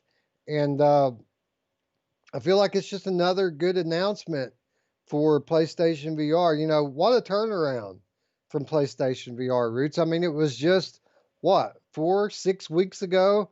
Everybody was counting PSVR dead. And now all of a sudden, they've had a bunch of games released, a bunch more announced, and PSVR is as hot as any platform in VR. Wow, PlayStation VR was so dead that I thought Linus was about to drop a PSVR is dead video, and it never came. So then I knew it wasn't real, and we were good. But now it's just one after another. Actually, all the platforms, man. VR is just starting to blow up like we knew it was going to, and like we were saying last year, it was going to start happening, and we're seeing it now. My question to you is, do you think Shell Games has another game in the works? And if so, what type of game do you think it would be? Because they're completely different games from Expect You to Die to this one, right? Yeah, I have no idea. I got to imagine that they're probably in the planning phases of whatever's going to come next. But I wouldn't have the foggiest clue on what kind of game that would be. Because, like you said, their previous work, so different, the two games, so different from one another. So only time's going to tell. Yep. But anyway, let's talk PlayStation VR. And like we just said, PlayStation VR been on fire lately. And you said Linus, maybe Linus hasn't done any PSVR is dead videos, but I can think of another guy that has basically been saying, "Sony, what are you doing?" for like the past year to 18 months. And that guy's Anthony. I mean, what's Anthony going to do, Roots, when PS5 gets here and all of these Sony exclusives start to flow again? I think he's just going to be giddy as a schoolboy. I don't know. I still think he's going to find something to say. Sony, what are you doing? What about the PSVR? What about the PS4 owners, Sony? What about Joe and Sally Walmart? Anyway, the reason why I bring up PS5 and PSVR is because, as you know, Sony recently announced that all games that are coming after some date in July, like the 21st or something like that. All of the PS4 games that come after that must also be developed for PlayStation 5. And that is interesting because we have a few different PSVR games that we know are going to be coming during this window. One of which is the game Do Not Open. This is an upcoming PSVR exclusive horror game, which we've known about for a little while now, but they debuted a new teaser trailer this week, giving us our first look at gameplay. Do Not Open is from Sony Interactive Entertainment Spain and Quasar Dynamics, and it is set to release next year in 2021. So, Roots, that says it all, right? Set to release in 2021. So, even though this trailer may say PS4 at the end of it, without it, beyond a shadow of a doubt, this is going to be a PS5 game as well. And just that prospect alone, a Sony exclusive horror game for PS5, I mean, you're talking my language, buddy. This is the type of stuff I get excited about. Yeah, my only problem is it's telling me not to open the door. I'm assuming doors, and I'm gonna have to go in and open this crap. And it looks pretty spooky, right? Pretty crazy. Yeah, man. The graphical quality and the general tone and aesthetic of it really puts me a lot in the mind of Resident Evil 7. It has that same color palette. Everything has that same oldness and a decrepit look to it. And, that just throws me back into my favorite game. And that's not a bad thing, right? Yeah, not at all. One of the things that really intrigues me about this video is the words based on true events. Because I can't remember where there's so many horror movies you watch, especially as a kid, and you watched it and you literally had the thought go across your mind as you're watching it. Oh, thank God this is just a movie. And then you get to the end and then you see that it says, oh yeah, this was based on true events. And you're like, oh my God, especially when it's paranormal or that type of stuff. Just the fact that the story really happened on some level and knowing that will go through people's minds. And I guarantee that's going to, it's going to increase the craziness of it. So I think that's going to be really cool. Yeah, I got to imagine. I mean, like you mentioned, even with like movies, that based on true events always kind of gives it that extra chill down your spine because you know that something real happened that this story was based on. And I got to imagine that's going to be even amplified in VR because everything seems so real anyway in VR. And the fact that you just go into it knowing that at least some aspect of this isn't make believe, it's got to add that creep factor to it, right? Yeah, absolutely. It looks creepy. And we're not seeing that much here, but it definitely looks really good as far as graphically. Well, we do know a little bit about the game. We have learned that this game is the developers are describing it as survival horror with escape room elements mixed in. It's story driven. You're going to play as a well-known zoologist and epidemiologist who is trapped in his own house where his wife and daughter are being held against their will. The game is said to have high replayability since the puzzles, riddles, and events all change slightly across subsequent playthroughs. The house's layout and rooms will change with every playthrough, so there won't be any save points. So basically, um, this game it's not going to take very long to play through it. It's going to be like your basic escape room game, only no saves. If you quit, then you just start over. But you have to, even though you can play through it quickly, every playthrough is different, and there are several different endings. So you have to play through it multiple times to get the whole story, which is it's a cool concept. Or I don't know. It really depends on how short it is. I mean, if you're talking about something that's like 30 minutes, I'm going to probably be pretty upset. But if we're talking like a 2-hour game that you have to play 4 or 5 times, I feel like if that's priced right, it could be pretty cool. Yeah, but 2 hours every time you play. What if you just, it takes you a little bit longer and you only have 2 hours and you have to start over. It makes me wonder if like I mean, you said it's changing, right? So does that mean like all the scares will probably be different as well? As long as everything's different, because it sounds like a different take on like a Dread Halls type of game, except for you've got, escape the room elements, which to me sounds like puzzles. And I'm assuming if you die, you don't start over, or do you start over if you die as well? I'm not sure. I don't even know if really you can die. I mean, I think it might be more of Well, that a thing's puzzle. charging you. It sure looks like Well, maybe you can die. something bad's about to happen. I mean, it says no game saves, so I don't know if it'll let you continue or not, as long as you don't stop the game. But it says no save points, Hmm. and again, the riddles, the puzzles change, the events change, the house's layouts and rooms will change, and the endings change. So Hmm. a lot of variety with each It playthrough. seems to be a big theme in VR a lot with a lot of these games, multiple endings, things changing, procedurally generated. Not in every game, but because VR is so different and you're in that environment. I think it's completely different than if you were playing a flat game that procedurally generated. It feels different when you're in there. It's almost like I go to a lot of different houses for my job, and even though I go to the same one, sometimes I forget because I go to so many different houses. So you're constantly going to be in this feeling of weirdness, and which is good for this type of game. So I think it's really cool.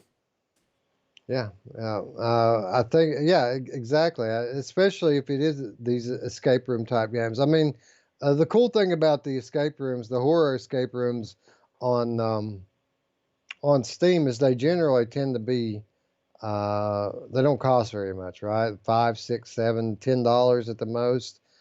So it's okay for them to be short.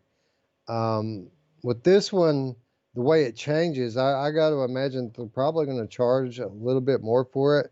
And the fact that it's from a Sony studio and from the looks of it, pretty high quality, I think we're probably looking at a $20 to $30 game here, which I'm fine with if it really has that kind of replayability. And it's again, like I said, this is going to be a PSVR horror game on PlayStation 5. I mean, that enough is enough to get me excited, and I can't wait. How weird would it be if you walked into that house and that picture was you and you were looking at yourself, like, especially if it was like a real house and you like going into some random mansion or something. Of course, it's his own house, so it wouldn't be that much of a surprise. But I just think weird stuff like that. I think that'd be bizarre. Yeah, that's the type of weird stuff that happens in like Here They Lie. Like the pictures are doing weird stuff. You know, things are appearing, supernatural things are appearing and disappearing. Um, I'm hopeful for this game. I've said it many times.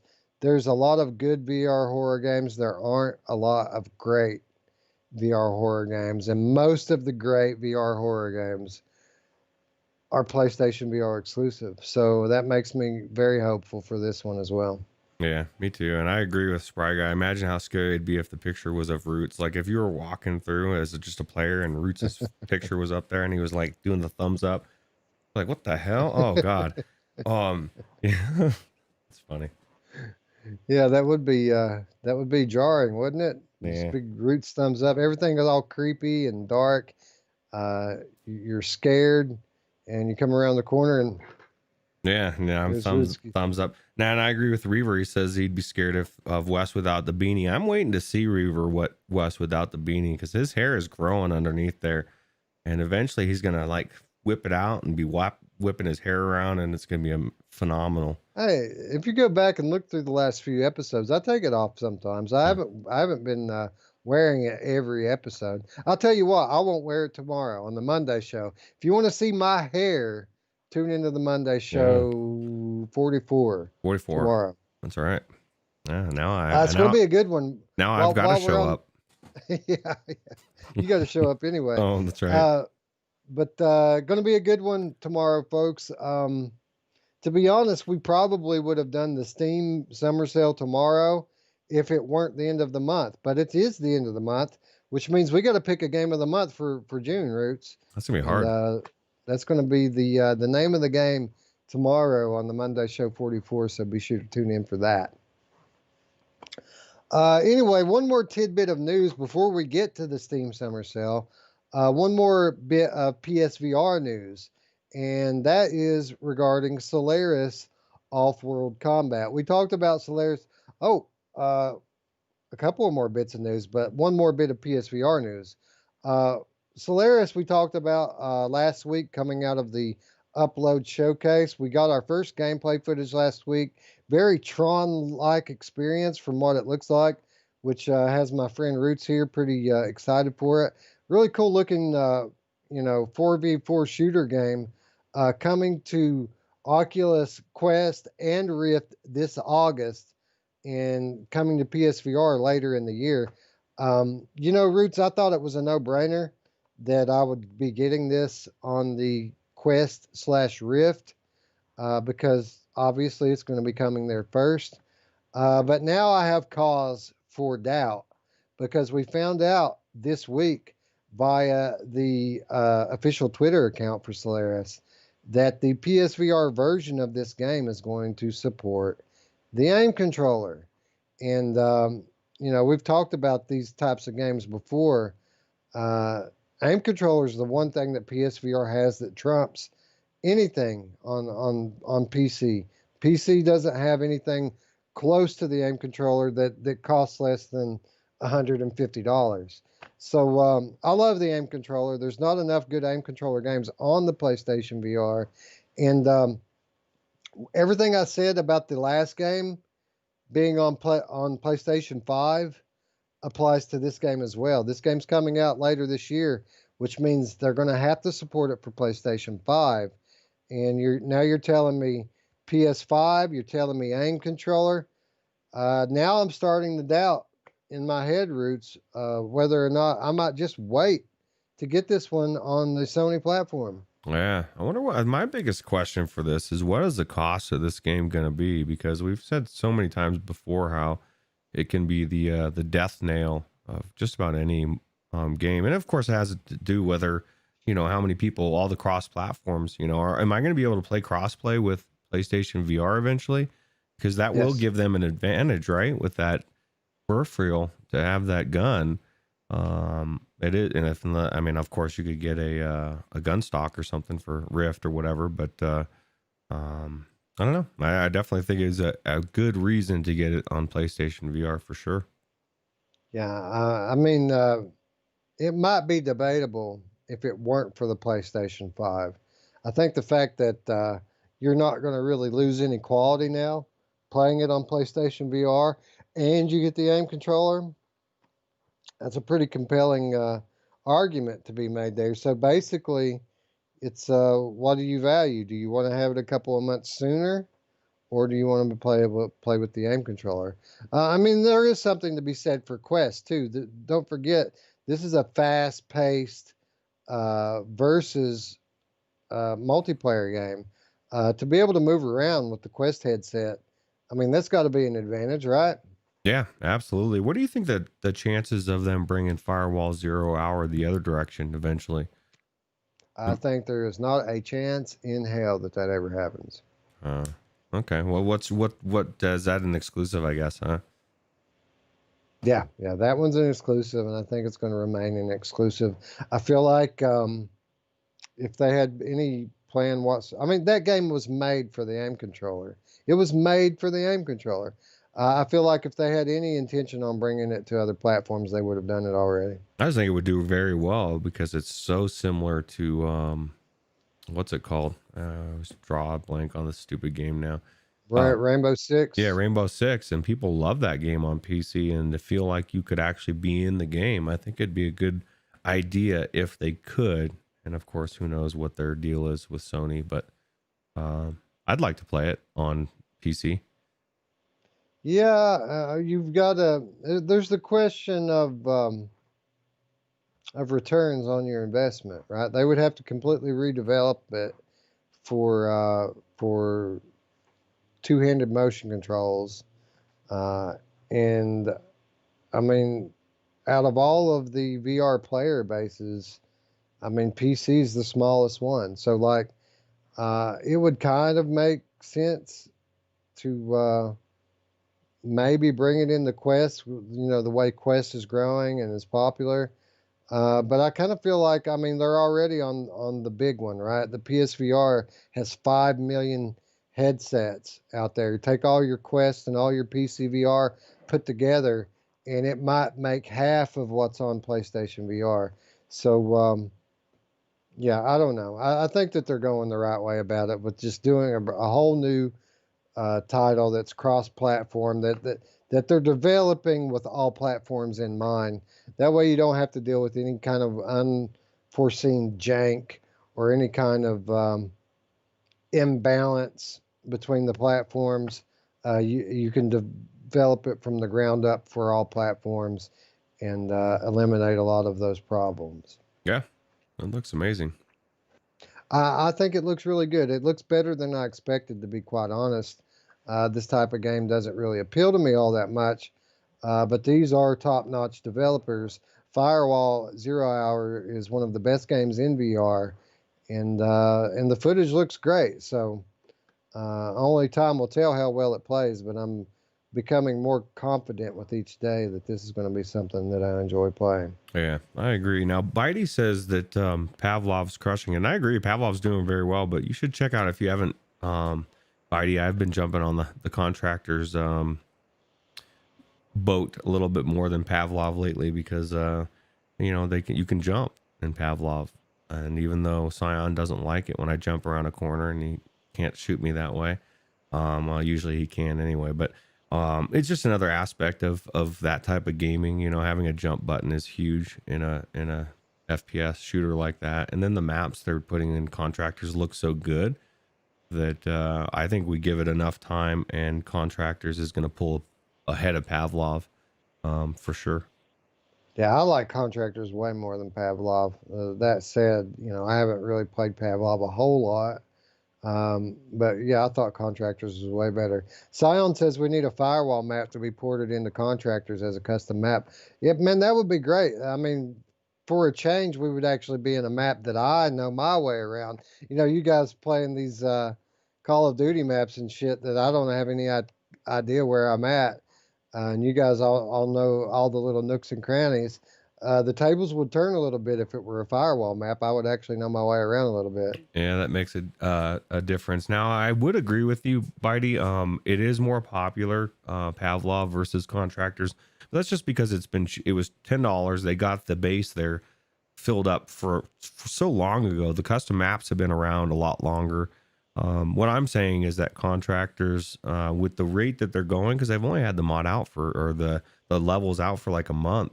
They're so well done, and we've had some like the kill confirmed, the domination, the different modes that I haven't seen, and maybe Pavlov has them as well now. But it's getting really good. Contractors looks amazing. These maps are like super big, and a lot bigger than the Pavlov map, so the graphics are better. But I agree. The game base, the base of players is definitely bigger in Pavlov at the moment. But I project that will change over time if contractors continues doing what it's doing, which is everything right. And Pavlov just needs a jump button, in my opinion. Yeah, VR Mania says, for me, Pavlov on the Quest looks really ugly. I installed it on the Quest and even went through the trouble of installing the all of the permissions and all that extra crap that you had to do for it. I never booted that game one time on the Quest. It's still on my Quest. I've never played it.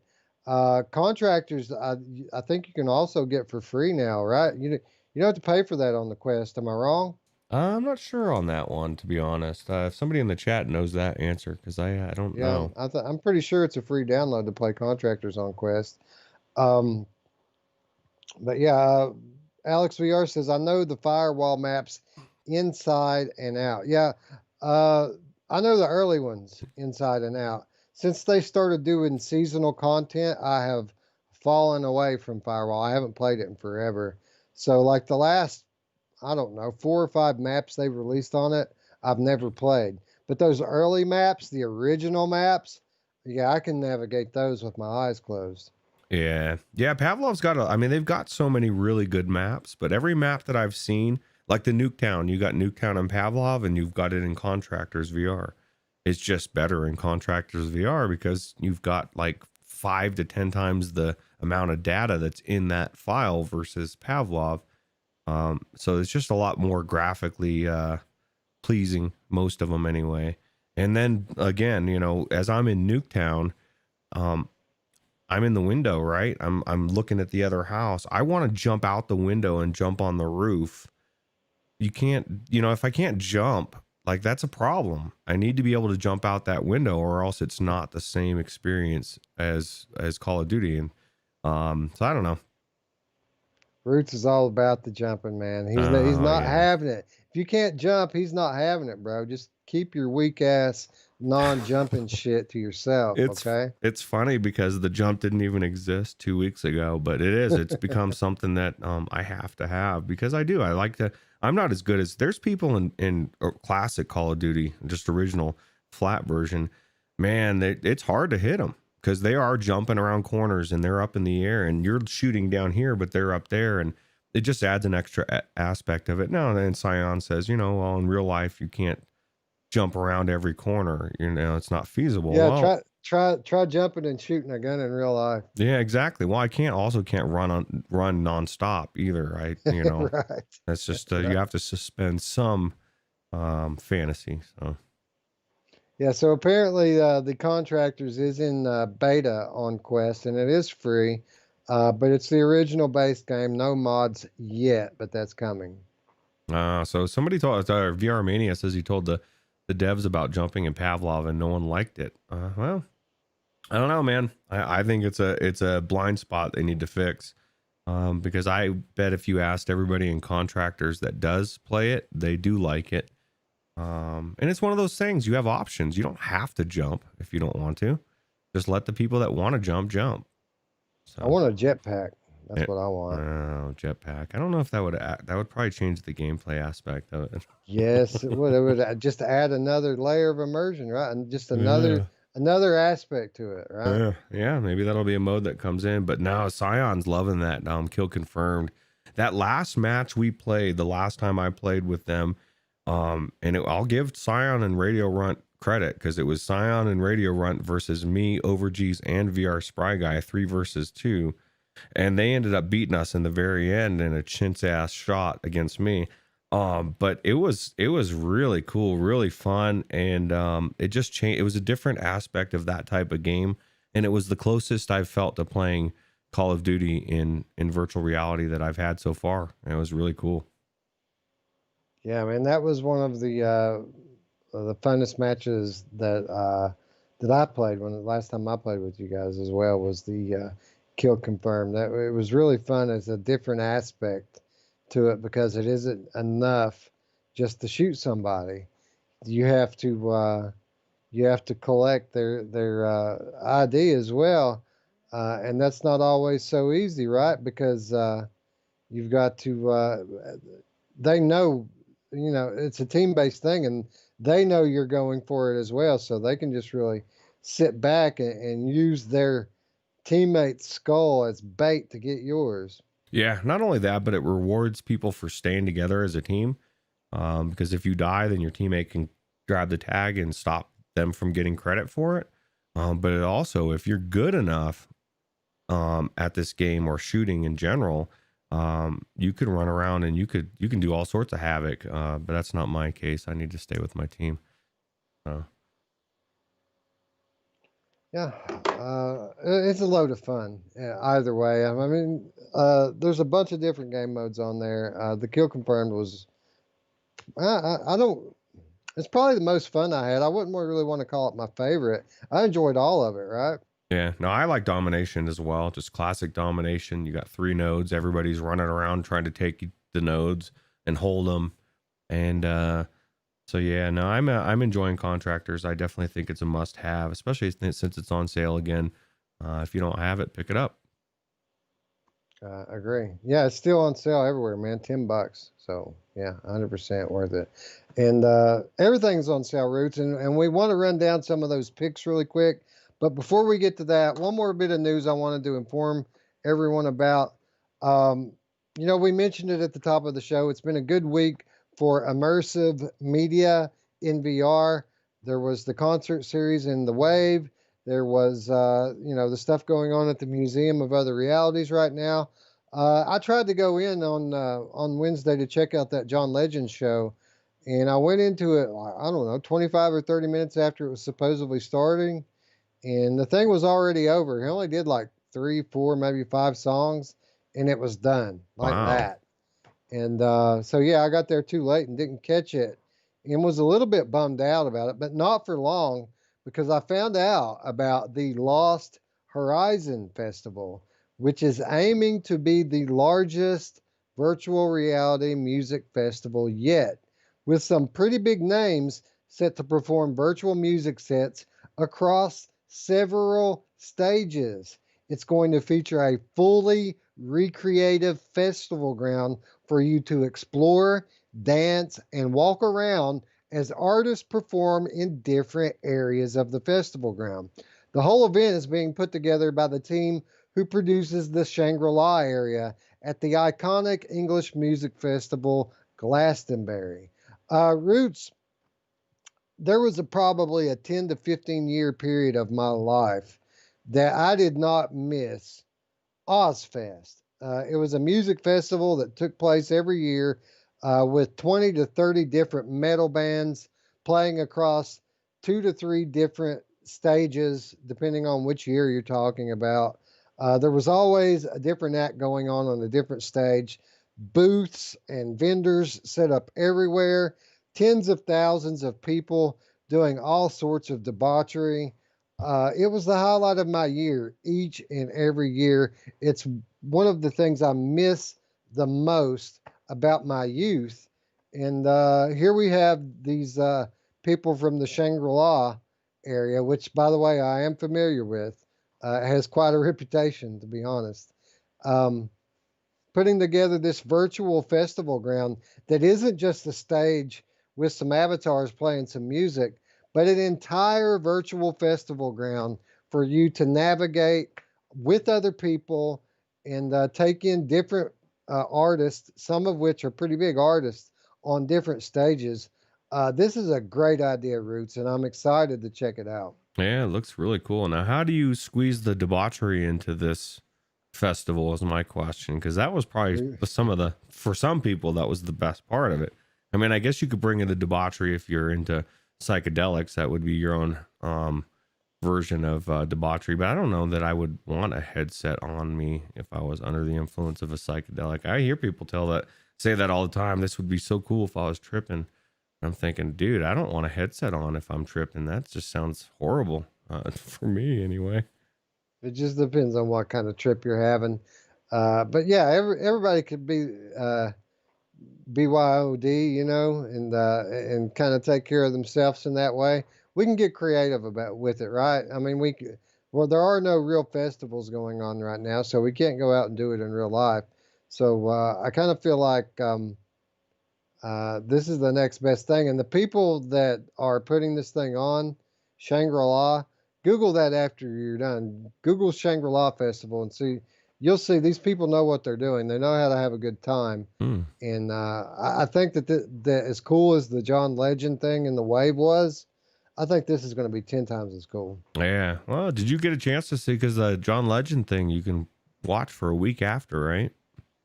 Wasn't that what? Can you? I thought that's what we had said on the show. Maybe not. Maybe now I'm bummed out that I didn't get in there to check it out. I just assumed we had more time. I'll go check it out. I know that it's on like flat media. You can check it a replay out that way. And to be quite honest, the visual show of it was nothing compared to what they do week in and week out in the Wave. Like those local DJs, the visuals for that stuff was way better than what John Legend had going on. Well, they need to add it to one of those picture things on the wall. Then they've got those 3 or 4 experiences that are always available. Why not add the John Legend, man? This is the thing people have been talking about, at least for a week.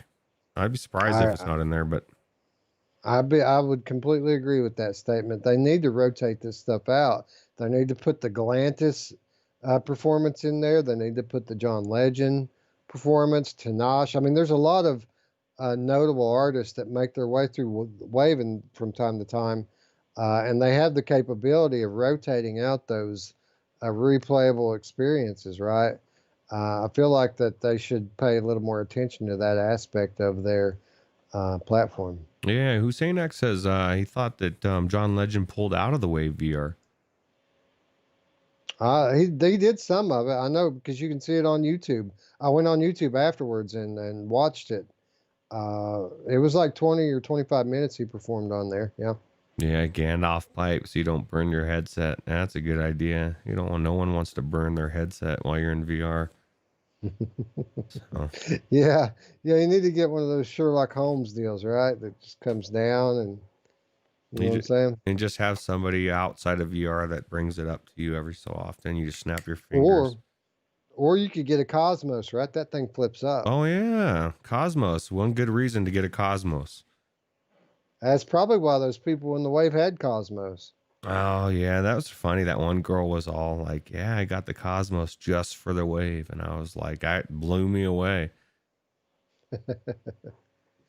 Anyway, I think this is going to be cooler than even what the Waves had going on. I like the idea of having a fully fleshed out virtual festival ground to explore. So even if the music sucks, I mean, you know, from the overworld of the Wave, how cool it can be just to walk around and explore, right? Yeah, I think it's gonna be really cool.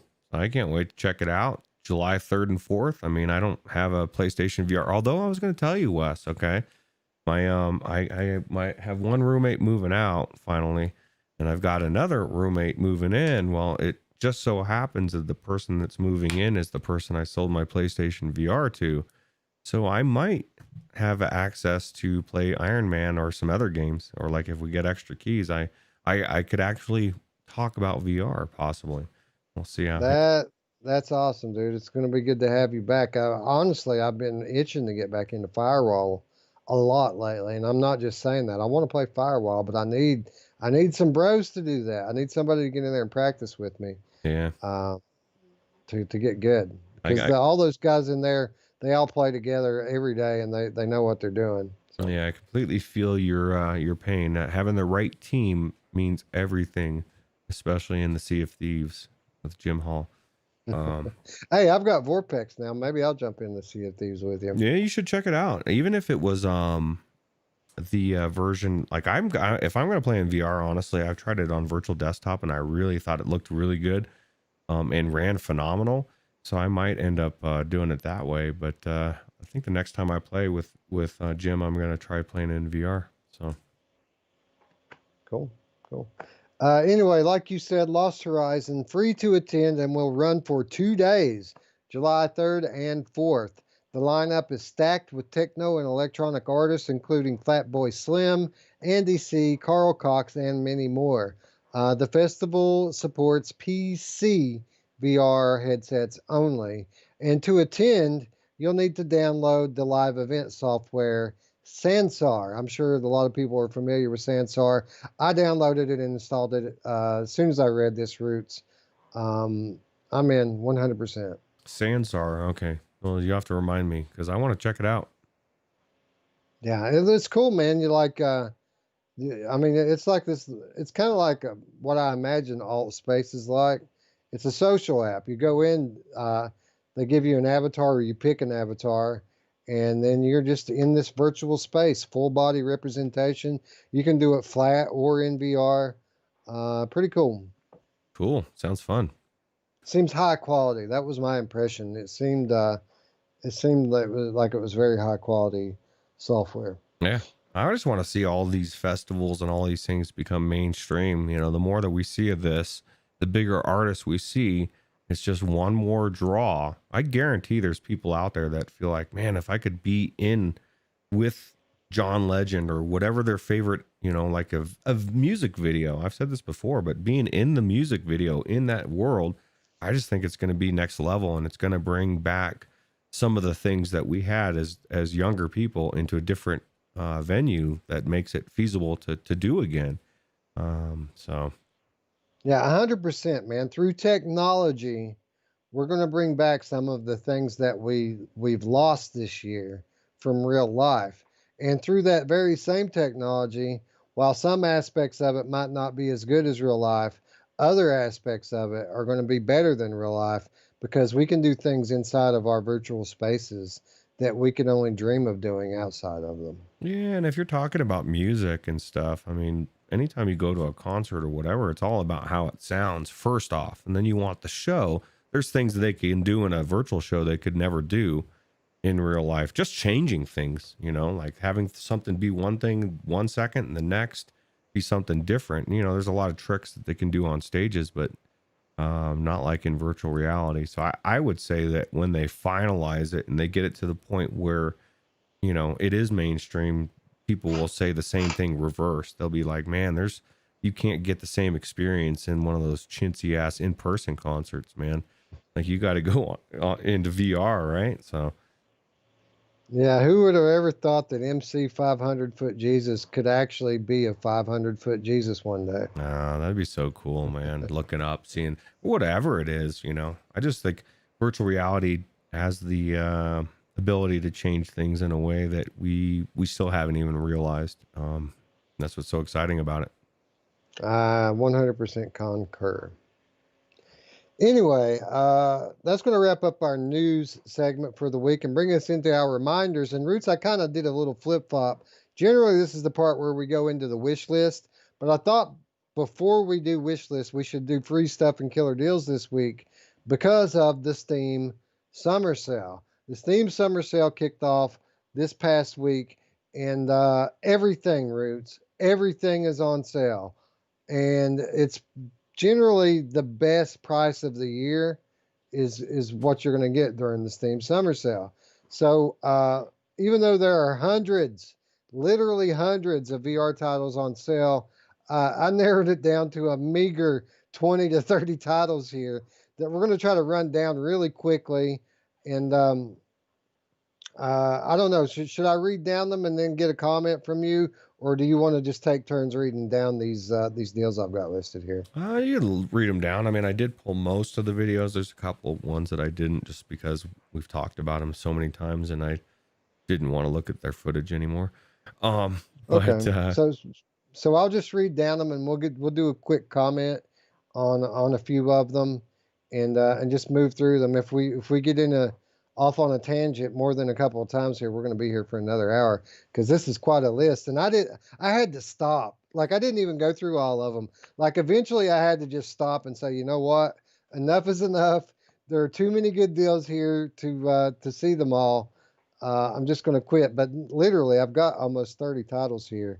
And it's the best stuff in VR, right? It's the complete opposite of the Rift S super sale or whatever they called it.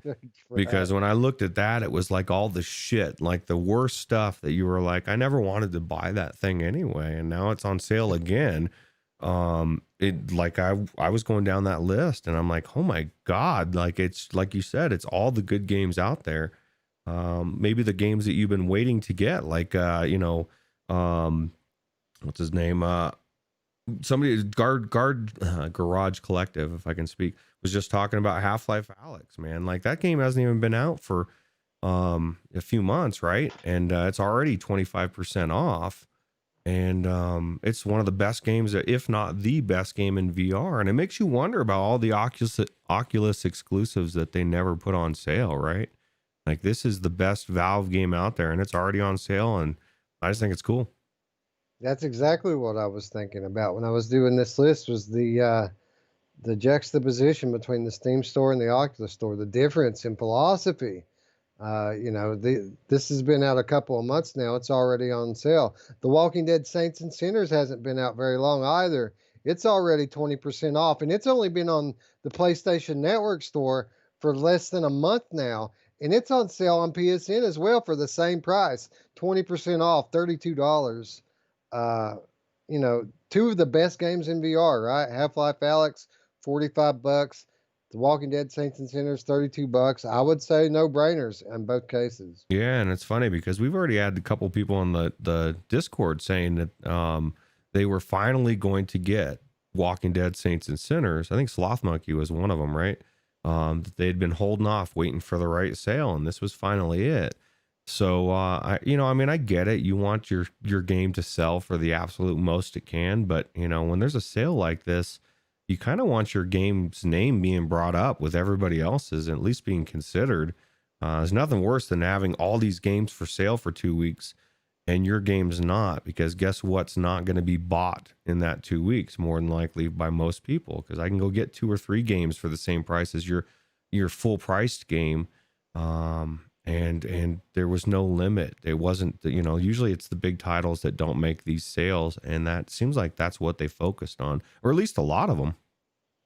Yeah, for sure. I mean, everything's on sale. I mean, I was thoroughly impressed. Games with that don't ever go on sale are on sale right now.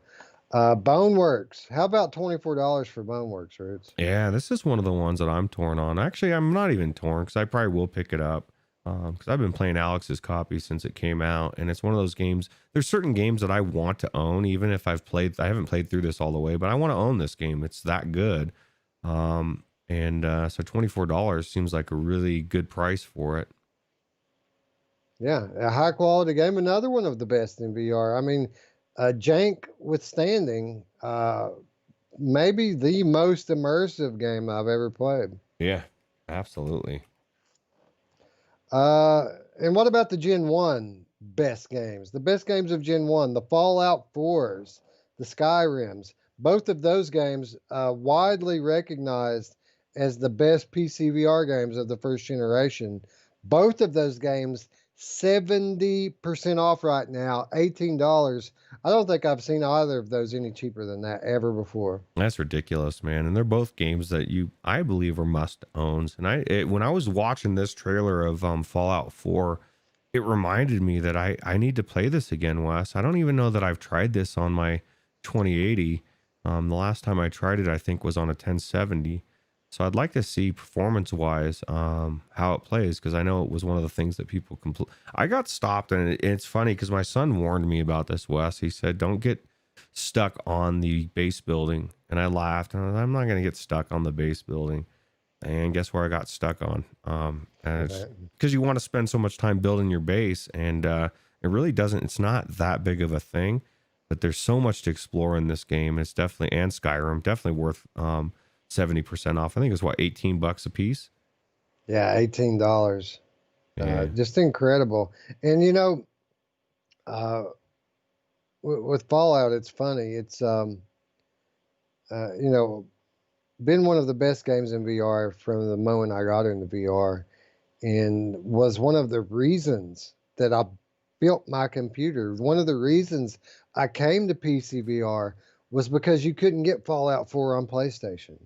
Like, we bitched about it forever. We wanted them to bring it. They didn't bring it. So I built a computer to get it. I wouldn't commit to buying an Oculus Rift until I knew that I could play Fallout 4 on it. And then I bought it, and I played it a handful of times and got distracted and never went back to it. Yeah, that's funny. So you say you did go into it though, right? Yeah, I played it a few times. There were some performance issues, but I was so new to PC gaming at that time, I had no idea how to tweak anything. Like you, I'd like to go back into it now, armed with the knowledge that I have, and I bet I could get the thing running just as smooth as butter. I bet you could too. And I know that there's actual tweaks and stuff that you can do, and there's things you can do to really make it play better. It's been so long, but I think I want to go back into this game and try it some more, because I've played it on flat. I've played Fallout 76, Wes, and that was pretty cool. But it's nothing like this game. This is just such a phenomenal game. And as I'm saying that, I'm looking at Skyrim, confused for a second there, but I forgot to change the trailer. But Skyrim is also a phenomenal. Both games, man, for $18, you got so many hours of play. I mean, what, 20 to 40 hours probably minimum? It's crazy. Yeah, I'm going to have to get started on Skyrim soon, because we're planning on doing a mod report on the Monday show someday this year. And for me to even scratch the surface with Skyrim, what's it going to take? 2 or 3 months at least? Well, I'll tell you what. Not only that, but that's the rabbit hole you have to be careful of for modding is the Skyrim. Anybody that has done Skyrim mods will tell you it's very easy to get wrapped up in. I mean, I've got like 300 mods or some insane. You just keep downloading one after the other, and it just gets so phenomenal, so much better. Even just the extra dungeons you can download for them and stuff. I've never done any of the mods for Fallout 4. I should probably try that as well. But yeah, I'm kind of psyched for both of them. Yeah, Skyrim, there's some good tutorials out there that will use like 20 to 30 mods to make Skyrim a very highly polished PCVR experience. I assume, well, what my plan is I'm just going to pick one of those. I'm going to follow it to the letter and then go from there and play Skyrim. Yeah. Yeah. Well, I guess it depends, like even just the tall trees, making your trees really huge, and there's just so much you can change the game to look like and add content. I just think it's really cool. Speaking of a ton of content, Borderlands 2 VR with all of that DLC, 40 to 50, maybe even 60 hours altogether when you get it all. $20, 60% off right now. Never a better time to buy into this game, this amazing game. Yeah, somebody, right now. I think it was Drillo, but I'm not sure. I think he said he bought this a while ago. Somebody did in the Discord, and they were saying they were surprised that they didn't get it sooner, that they had spent so much time already in it, like 20 or 30 hours. Yeah, it was Drillo, I'm pretty sure. And it's such a good game. If you love this game, if you've ever wanted to play Borderlands 2 and never did, or you wanted to check it out in VR, it's definitely worth the cost of admission, especially for the price it is now. The only downside is no multiplayer, which, I mean, maybe someday that changes. I don't think it's likely, but that's the only thing that bummed me out about this game. Is it's one of my favorite games to ride piggyback on somebody, especially when you have that car. I don't like to drive. It's very weird. I like to be in the gunner seat and let somebody else drive. So yeah, an amazing game and an amazing price for it as well. Kind of a steal to think about getting that game for $20. It just kind of blows my mind. Absolutely. Speaking of steals, Abduction, 65% off, $10. An epic puzzle game, one of my favorite that I've played so far. And when we were covering this game a few weeks ago, it took me not very many games has. I mean, I really dove headfirst into this thing for like a week and got lost in it, and absolutely worth $10. Yeah, I agree. And I as far as the reviews, Hussein X, remember Borderlands 2 VR got a lot of bad reviews because it didn't have multiplayer. And so people just trashed all over it. Everybody that I know that loves the game, that's played it in VR, say it's amazing. So it just depends on whether or not I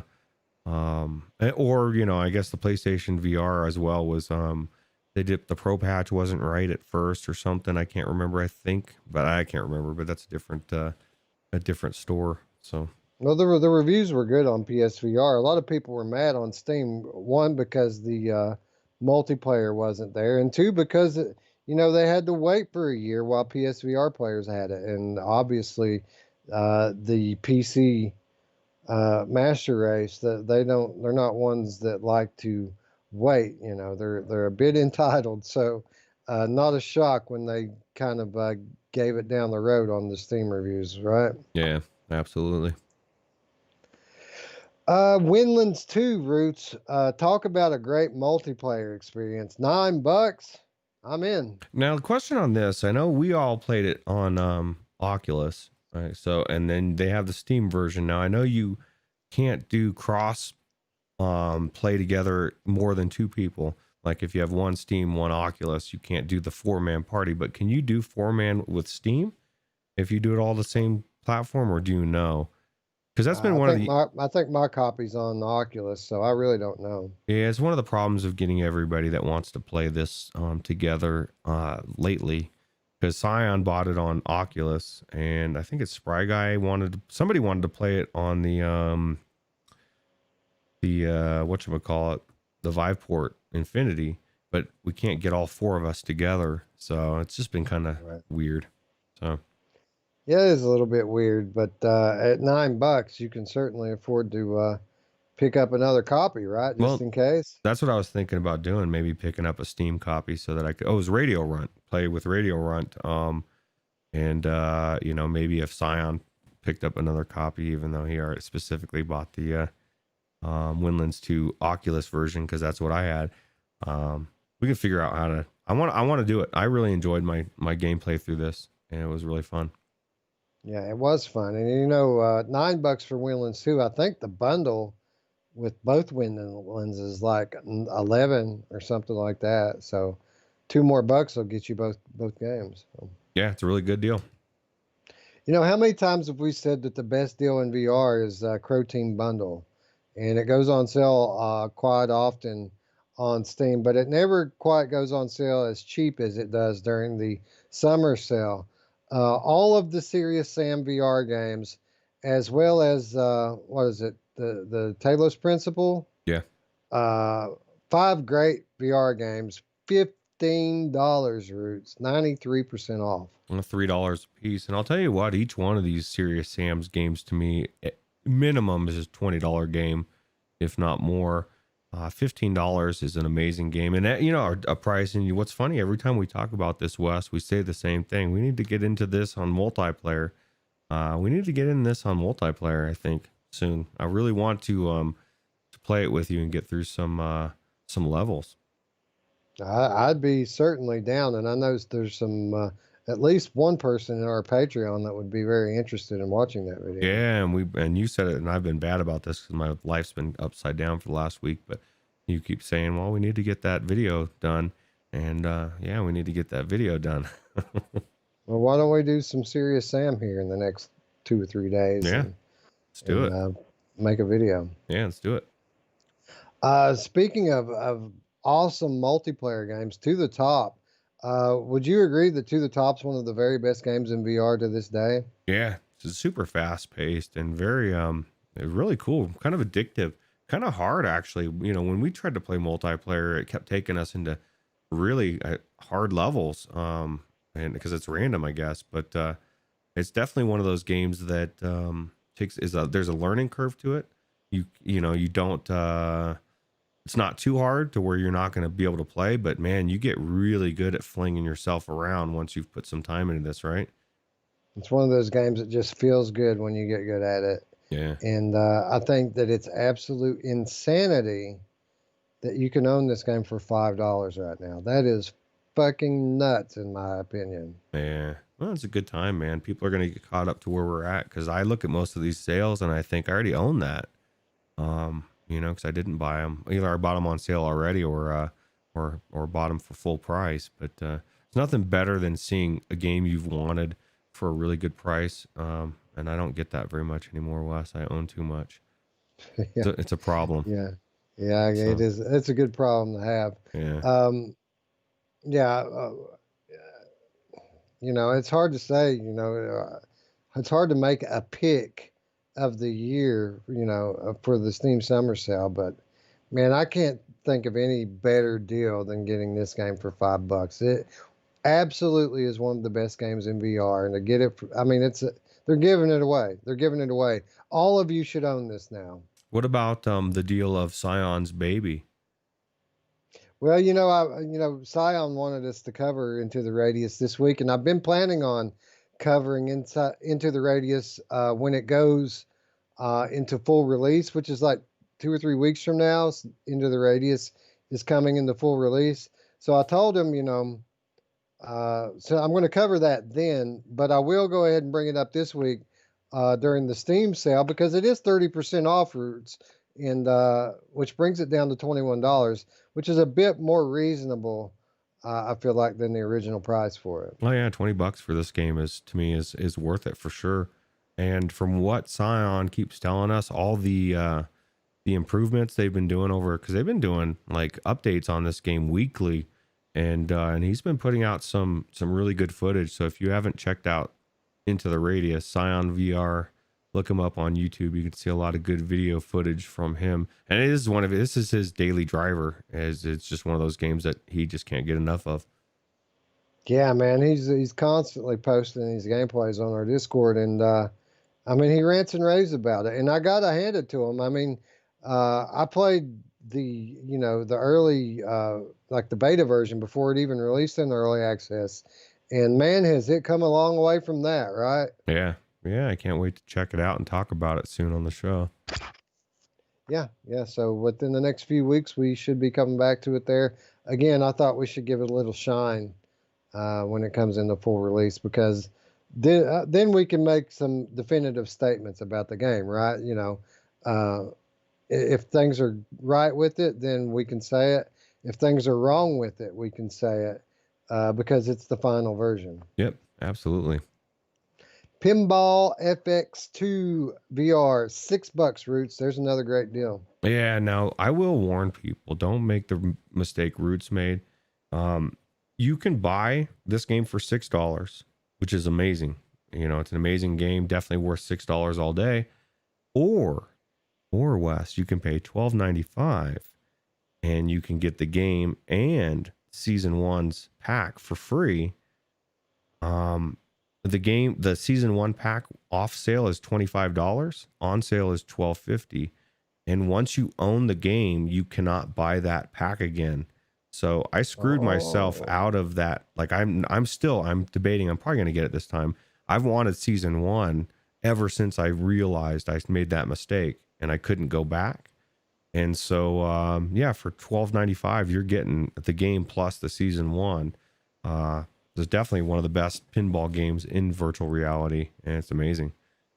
Yeah, that's awesome. See, I did not know that. I thought that season 1 pack didn't include the game, that it was just a pack of tables. So you're saying that the game is included with that as well? Well, it is. It's pack of tables. And if you buy it separate, that's what you'll get. But there's a pack that comes with season 1 and the game for like $12.95 or something.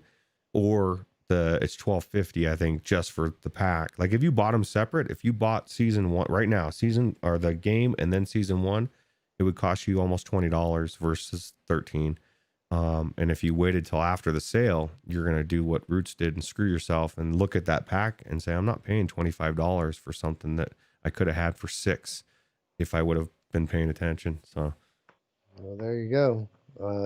Roots teaching us all. I didn't not know that. Yeah, it's a really good game. Definitely worth checking out for sure. I mean, you can check it out on my Steam, see what you think of it. But I think it's one of the best examples of pinball in VR. Yeah, absolutely. Mage's Tale.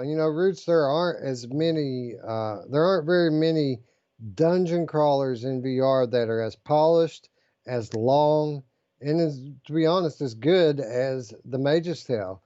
80% off, $6. Again, another steal. Yeah, well, how long is this game? Do you know? It's like several hours, right? It is. It's several hours. I think that the only real criticism anybody has about this game is it kind of starts to get repetitive toward the end. But it's quite a long campaign. I'm thinking in VR standards anyway. Yeah, it's for $6. That's a good deal for sure. Yeah, it's AAA polish here. I mean, it's a highly polished game, and again, as dungeon crawlers in VR go, this is one of the best. The next one that we're talking about, I think it's the next one because maybe I left something out, but a lot of people in the Discord have been talking about playing this one because of its Tron-like feel, right? And I was actually looking at the video, and I was like, oh my god, this does look like Tron. The tanks, everything, Battle Zone, the Gold Edition. What is it, like $9? Yeah, 75% off, $9. Yeah, that's such an amazing game, and it's one of those multiplayers. I think it's up to 4 people, and we've been actually talking about playing this one. I know this is a game that Radio Runt has been raving about for a long time. I bought it a while ago. Don't play it very often, but I think it would be really cool to get a bunch of people in there and check this game out and see what it's all about, right? Everybody that's ever played this game has said it's one of the best multiplayer games in VR to this day. So I think that says a lot. Yeah. Yeah, it makes me excited to try it. I also think that it says a lot that it's maintained its high price. I mean, all this is an old game. It's been out for a long time, and it's like $35 the normal price for it. So to get it for 9 on sale, that's a pretty damn good deal. Yeah, that is a good deal. Cyan said he bought it, so it's cool. I know Radio Runt has it. I know I've got it. We may have trouble getting who gets to, be in the group. So, I'll have to swap people out. That sounds cool. Well, we might have 2 groups. Yeah, I mean, we might have enough to do 2 groups, right? yeah, that's true. Yeah, it looks amazing. I've played through some of it by myself, not much, but it is definitely something that's been on my multiplayer list for a while. Yeah, me too. Me too. Apex Construct. Do you like archery? Do you like story-driven adventure games? Do you like cheap prices? $8 for Apex Construct Roots. Worth it all day, in my opinion. Yeah, absolutely. Don't you if you like Batman's voice too, because he almost sounds like sounds like Batman. That's one of the ones I didn't pull the trailer on just because we've showed it so much, but Right. definitely worth $8 all day long. And really cool if you haven't played it before. Yeah, 100%. If you like the story-driven adventure game, and if you like archery in VR, who don't like archery in VR? Yeah, It's a good one. it is. Aspire One. You know, I feel like our words have come off a little bit more negative toward Aspire One than really it deserves, uh, because we tend to be more critical of it whenever we've talked about it. But it's not that it's because it's a bad game. Uh, it's just because we want to see it fulfill its potential and be the great game that it could be, right? But this is absolutely a great game. And really, the only issue that I had with it in its current state was the $30 price tag. But if you're talking about getting it half off for $15, I think it's worth that all day. Yeah, it's definitely worth $15 for sure. Yeah, polished gameplay, and can be played multiple ways. Can be played as a stealth game. Can be played as an action game. It's up to the player. Yeah. So, a lot of cool things going on in that, especially with the robot suit and the ability to climb the walls. I mean, really, that's probably the coolest part of it is the way you get around and the way that you can move through the different areas. Yeah, and like you said, for $15, it's actually worth that price all day. Yep. Zing, The Land Beyond, one of the most beautiful puzzle games in VR, $8. Yeah, you still haven't played Zing, right?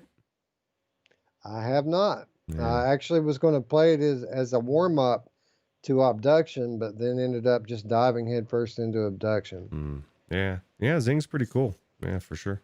$8, good deal. Now, one game that I can speak from experience on is a Chair in a Room Greenwater, 70% off, $7. Absolutely worth that all day. If you like a nice, creepy, escape the room style horror / thriller game, this is a good one from the creators of the Exorcist Legion VR, Wolf and Wood.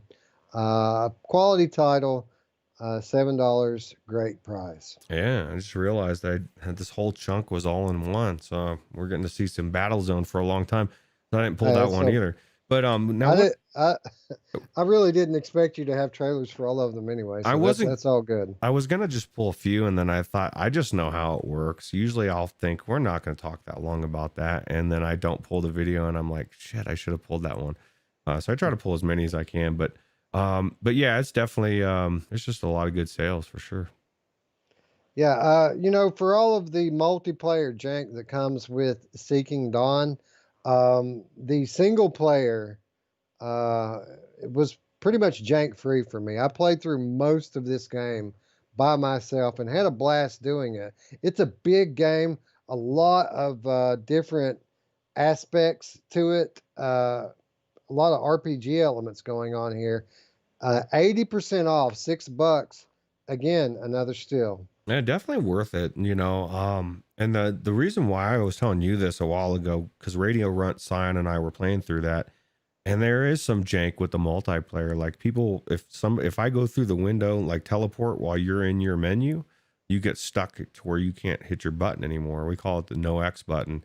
And we had a lot of laughs about that because, I think it was, I don't know, somebody was like, I think it was Radio Run. He's like, I can't hit X. And I don't know, man. It's just, there's some weird jank to it. So if you're careful, you can definitely play through it on multiplayer, but there's some weirdness to it. But they did add a lot of the, or fix a lot of the way it runs. So it does run a lot better than it used to.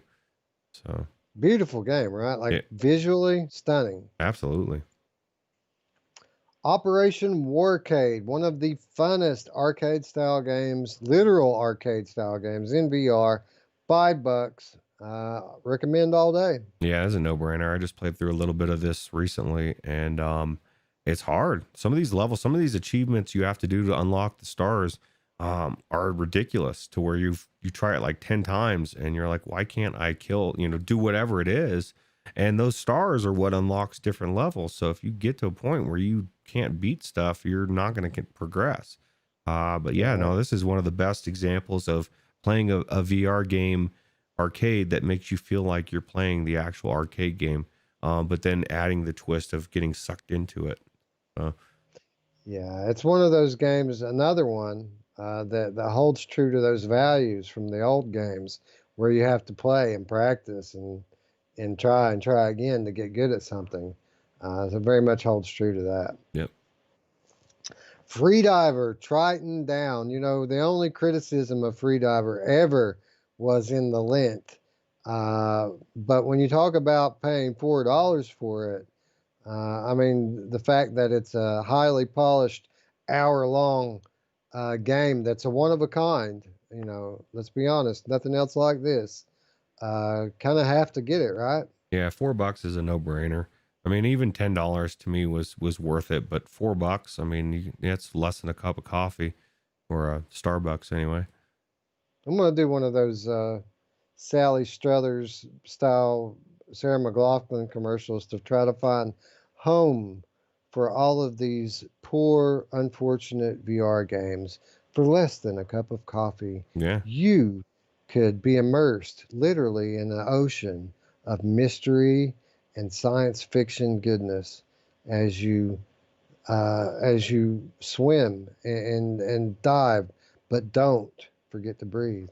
Less than 15 cents a day, Wes. Listen, 15 cents a day, you can have VR goodness. Yep. And learn the story of the sea captain who I almost spoiled it, Roots. I almost spoiled what happens to the sea captain. Yeah, it was just a really good experience / game. And for $4, if you've been on the fence for this one, I would say now's the time to pick it up. How about, Roots, for $4, the very best bullet hell wave shooter in VR? Oh yeah, I don't have the trailer for that one, but yeah, that's definitely a good $4. Blasters of the Universe, $4, 75% off.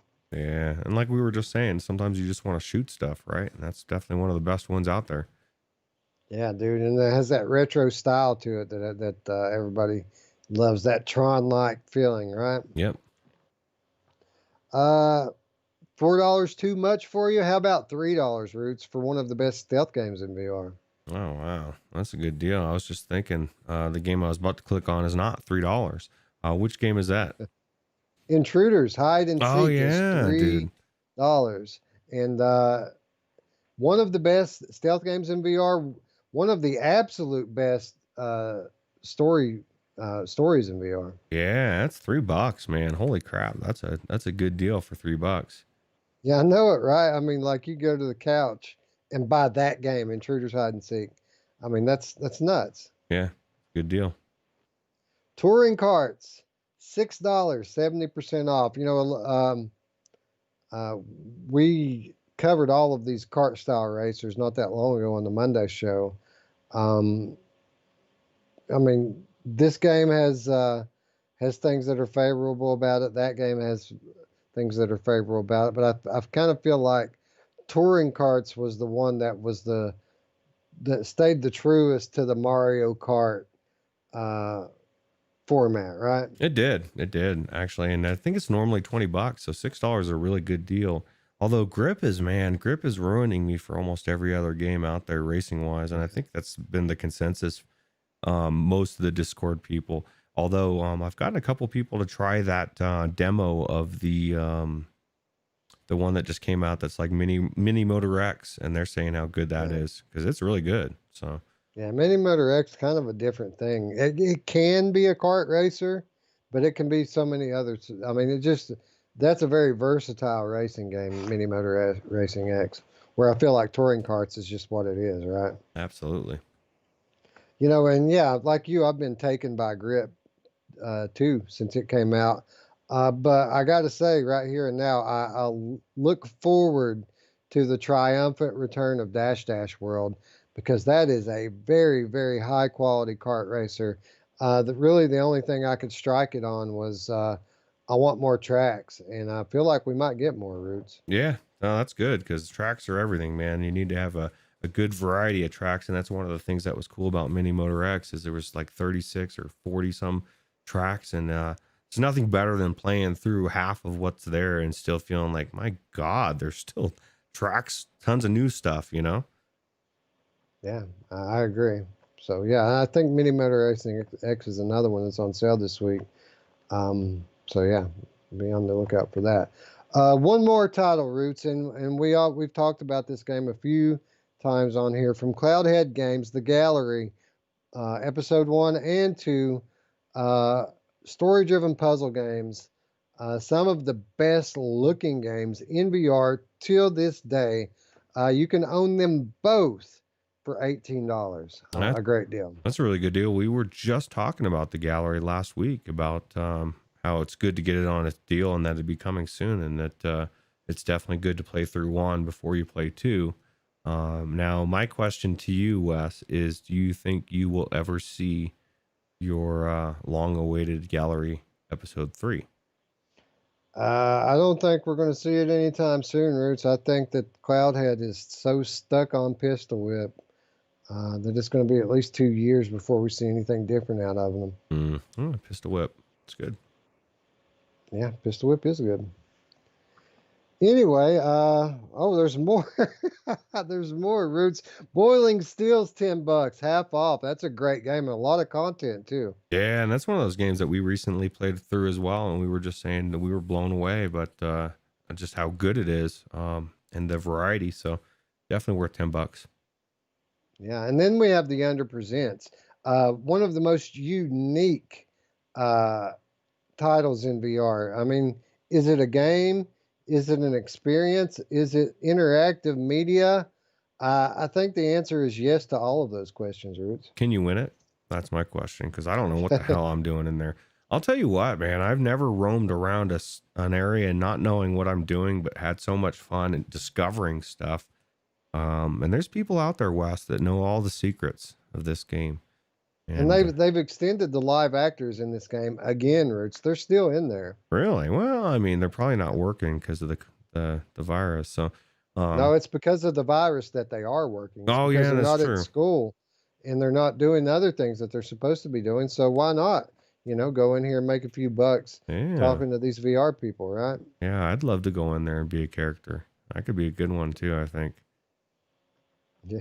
Well, it's difficult, right? Because you can't talk. It's like it's all like I mean, you can make like these Charlie Brown teacher noises, but you can't really talk. But it's one of the most unique experiences in VR, very artistic, game elements, interactive experience elements, a lot of different things. Beautiful. $13. Great deal. Yeah. And again, a reminder that the Museum of Other Realities is free to use this week, along with all of the CanXR DLC. Just a virtual metric shit ton of content here, available for free. And I think if I get the time, I'm going to do kind of an overview video for this. And I don't know if I'll probably put it up on the Weasel channel, to be honest, we've got other content going up on this channel over the next few days. So, but keep an eye out for that. If you're I mean, honestly, just take my word for it now and go in and check it out for yourself. It's free, man. Who doesn't love Free. free for a whole week? Just Free. download it today. Absolutely. Or well, yeah, start downloading it today. Yeah. It might be done by tomorrow. Yeah, if you're Scion VR, you're in Canada and you're using Canadian internet, it'll take a couple days probably. Well, maybe not Canadian. It's gonna take a few days, guy. Yeah. Okay, buddy. All right, so that's going to wrap up the Steam portion of free stuff and killer deals and bring us into Viveport. My weekly Viveport check actually fruited something this week, Roots, and we caught a pretty big fish here in Crisis Brigade 2. Just came out, Roots. Just came into early access, already available via Viveport Infinity. Wow, what a good deal. This game is really good, really addictive, and very difficult. So difficult that people are looking forward to them adding multiplayer already, myself included. So, and when that day comes, we'll all have it ready in our library because it's available with Viveport Infinity. Not the only game that got added in the Infinity though this week. 2MD Football Evolution also added in the Viveport, which is the completely overhauled high-res graphics version of the football simulator that everyone has come to know and love. Yeah, you know what's funny about this? Still have yet to play this game. I keep thinking about wanting to, because it is the only example of football we have in VR, and I think they could make an old school Blitz game in virtual reality be really amazing if they did it right. So I think this is kind of close to that in some respect. Everyone that's played it has said that it's amazing, so I tend to take their word for it. Cool. PlayStation Network, once again, the last week to pick up the PS Plus titles for June, which was Call of Duty World War II, as well as Star Wars Battlefront 2. Both of those great games available with PSN. Be sure you get in on it while you still can. Yeah, Hussein X says he's going to be spending the next week in the Museum of Other Realities. It'll take a week, believe me. It's amazing. Yeah, and hit us up on the Discord. Let us know when you're going. I'll probably be in there every day for at least an hour. So, again, full multiplayer support with friends list. So we could take a group of 20 through there right now if we wanted to. Yeah, we have a channel we've never really used that I added for Mepper a few weeks ago, the Wave Social Meetups channel. So you could go in there and say, hey, I'm interested in doing one of these museums or whatever, and get it going. Absolutely. Epic Game Store Roots free titles this week. AER Memories of Old, as well as Stranger Things 3. Again, both flat games, but it's free, bro. I'm gonna have to check that out because every time I see that Stranger Things game, I'm curious to see what it's about. Because it seems like people liked it, I guess. And free is free, so why not, right? It's one of those old school. It's a new game, but it's in the old school format, so it looks like a Nintendo game, a Super Nintendo game. It's one of those. Okay. Cool. Anyway, that's going to wrap up free stuff and killer deals. Guys, and those of you especially who are new to VR or PC VR especially, this is the time. If you want to catch games on a bargain, if you want to get a lot of games for not a lot of money, this is the time to do it. I mean, games like Intruders for $3, Freediver for $4, To the Top for $5. These are some of the best games in VR. And if you want the very best games in VR, games like Half-Life Alyx and The Walking Dead Saints and Sinners, Fallout 4 and Skyrim, those games are all on all-time lows as well. Not a better time all year long to buy games than right now. So if you can afford it at all, this is the time to do it. Yeah, absolutely. Because there is going to be no better game sales than this that I've seen so far in virtual reality across the board. And for, like you said, for like 30-40 bucks, you could have like 8-10 games if you went like Crow Team and Intruders and all these $3 or $4 games that are really phenomenal by their own rights. And what a good time to be buying some virtual reality games.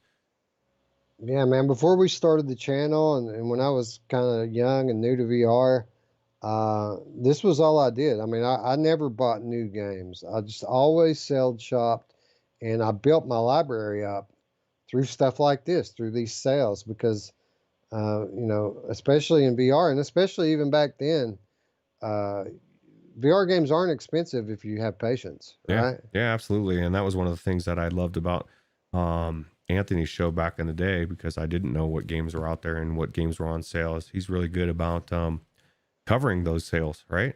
So that's how I got all my games.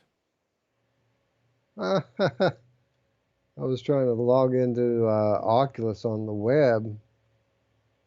Not They don't working. make it easy. They want you to use Facebook to log into it. That's I stupid. got it though. I worked around it. But here we go. Okay. And the reason why I'm logging in to the Oculus store online is because we have finally come to Wishlist. And this is the point in the show where I ask all of you to please join Roots and I as we go to these stores and help out these developers by wishlisting the games we want. You know, Roots, uh, I got an email yesterday that 3 of my items in my Steam wishlist were on sale. I actually finally bought Adventure Time Magic Man's Head games Hmm. because for the first time ever, I've seen this game on sale. Nice. I've been wanting to play that game for a year, so now I'm going to be able to check it out. That's awesome. Yeah, absolutely. It's part of my Steam library as we speak, and this is the benefit that we get from putting items on our wish list. But the really cool thing is that it also benefits the developer, not only by allowing them to gauge interest in their games, but it also works into these algorithms that these stores have, so that they know which games to push and which games not to push, which games people want, which games people don't want. So join us right now as we both go and wish list some of this epic length game of or list of games that we've talked about today. I feel like we haven't talked about this many games since the 2019 show. It's been a while. I'll tell you what, Stones of Harlath or and Do Not Open are the ones I'm doing. Everything else I either already have in my library or they're already wishlisted. Well, the reason why I'm signing into the Oculus Quest store is because I'm going after In Death Unchained. I think that looks absolutely awesome. I think that this very well could be one of those cases where the game's actually better on the Quest than it is on PC. It's very, very Um, possible. And Mepper tells everyone to remember that VR is dead as you're buying all these amazing good deals, sales. But yeah. and I'm not looking at the chat right now. I'm looking at my notes, but I guarantee you that Scion would like to remind everyone here to go wish list Into the Radius, which is on sale for 30% off, $21 on Steam Right. right If you're now. going to pick it up now. Because I'll tell you what, 21 bucks is definitely worth the price of admission from what I've seen so far. And it's been a while since I've been into that game. Because like you said, I've been waiting for all the changes and them to fix a lot of things. So with all those fixes, I guarantee it's worth 21 bucks. And you don't want to get stuck 2 weeks from now thinking, ugh, I want that game. And now I got to pay 30 bucks for it. And Onikazi says, not on sale, but Polybius and Minotaur Arcade are both $7 each and both a must have. I agree, at least in the case of Polybius. That's one of the best VR games I've ever played. Minotaur Arcade, definitely worth $7. I wouldn't put it on the level of Polybius. With that said, I happen to have it on very good authority that we are very far along in development of Minotaur Arcade Volume 2. Yeah. So And stay tuned, Onikazi. More on the way. and the developer was really excited about it when he was talking Yeah, to us. So 100%. 100%. Anyway, we're going on 3 hours here, Roots. I think we better wrap it up by reminding everyone how to support our channel. Of course, for those of you new to the channel, if you haven't yet already, please consider subscribing and clicking the notification bell. That is the easiest and best way to support our channel. Of course, for those of you who would like to join the conversation, again, in the description, you will find an invitation to our Discord, and that's where our community lives and breathes. That's where we stay at 24/7. We're on there all the time, talking VR, talking life, hanging out, being friends. Yep. And for those of you who have been around a lot longer, and would like to do a little something extra to help support our channel, of course, you know that you can all do so by supporting us on Patreon. The link is in the description for that as well. And for as little as $3 per month, you can gain early access to our show notes, as well as exclusive content such as gameplays and topical discussion videos that we like to refer to as the Money Show. Yeah, and we are going to be doing some more content for the Patreon, we promise. You know, what's funny is Hussein sorry, says Wishlisted Adventure Time. It's similar to GTA 5 according to Steam. I think some of the recommendations are so bizarre because I can't imagine two games being completely different, but it'll be interesting to see now that I know that comparison exists. I'm going to look for it. Yeah, absolutely. You know, I wasn't going to play GTA 5 before, but Yeah. I mean, now that Steam has told me that it's really like Adventure Time, dude, I'm totally down. Oh, nice. Yeah. Garage Collective says once they have playable of Harlath, he's going to swing by the Discord. Hey, please do, buddy, and thanks for showing up today. We really appreciate it. Way to hang in there, man. Epic length 3-hour episode, and this dude's in from the very beginning to the very end. Thanks for coming, man. We really appreciate it. Yeah. And thanks everybody. Thanks everybody for showing out this week and every week. We really appreciate your support. Yeah. Yeah, you guys rock. Anyway, with that said, friends, we would like to thank you once again for watching. And for Roots, I'm Wes. We will see you tomorrow, friends. Bye-bye.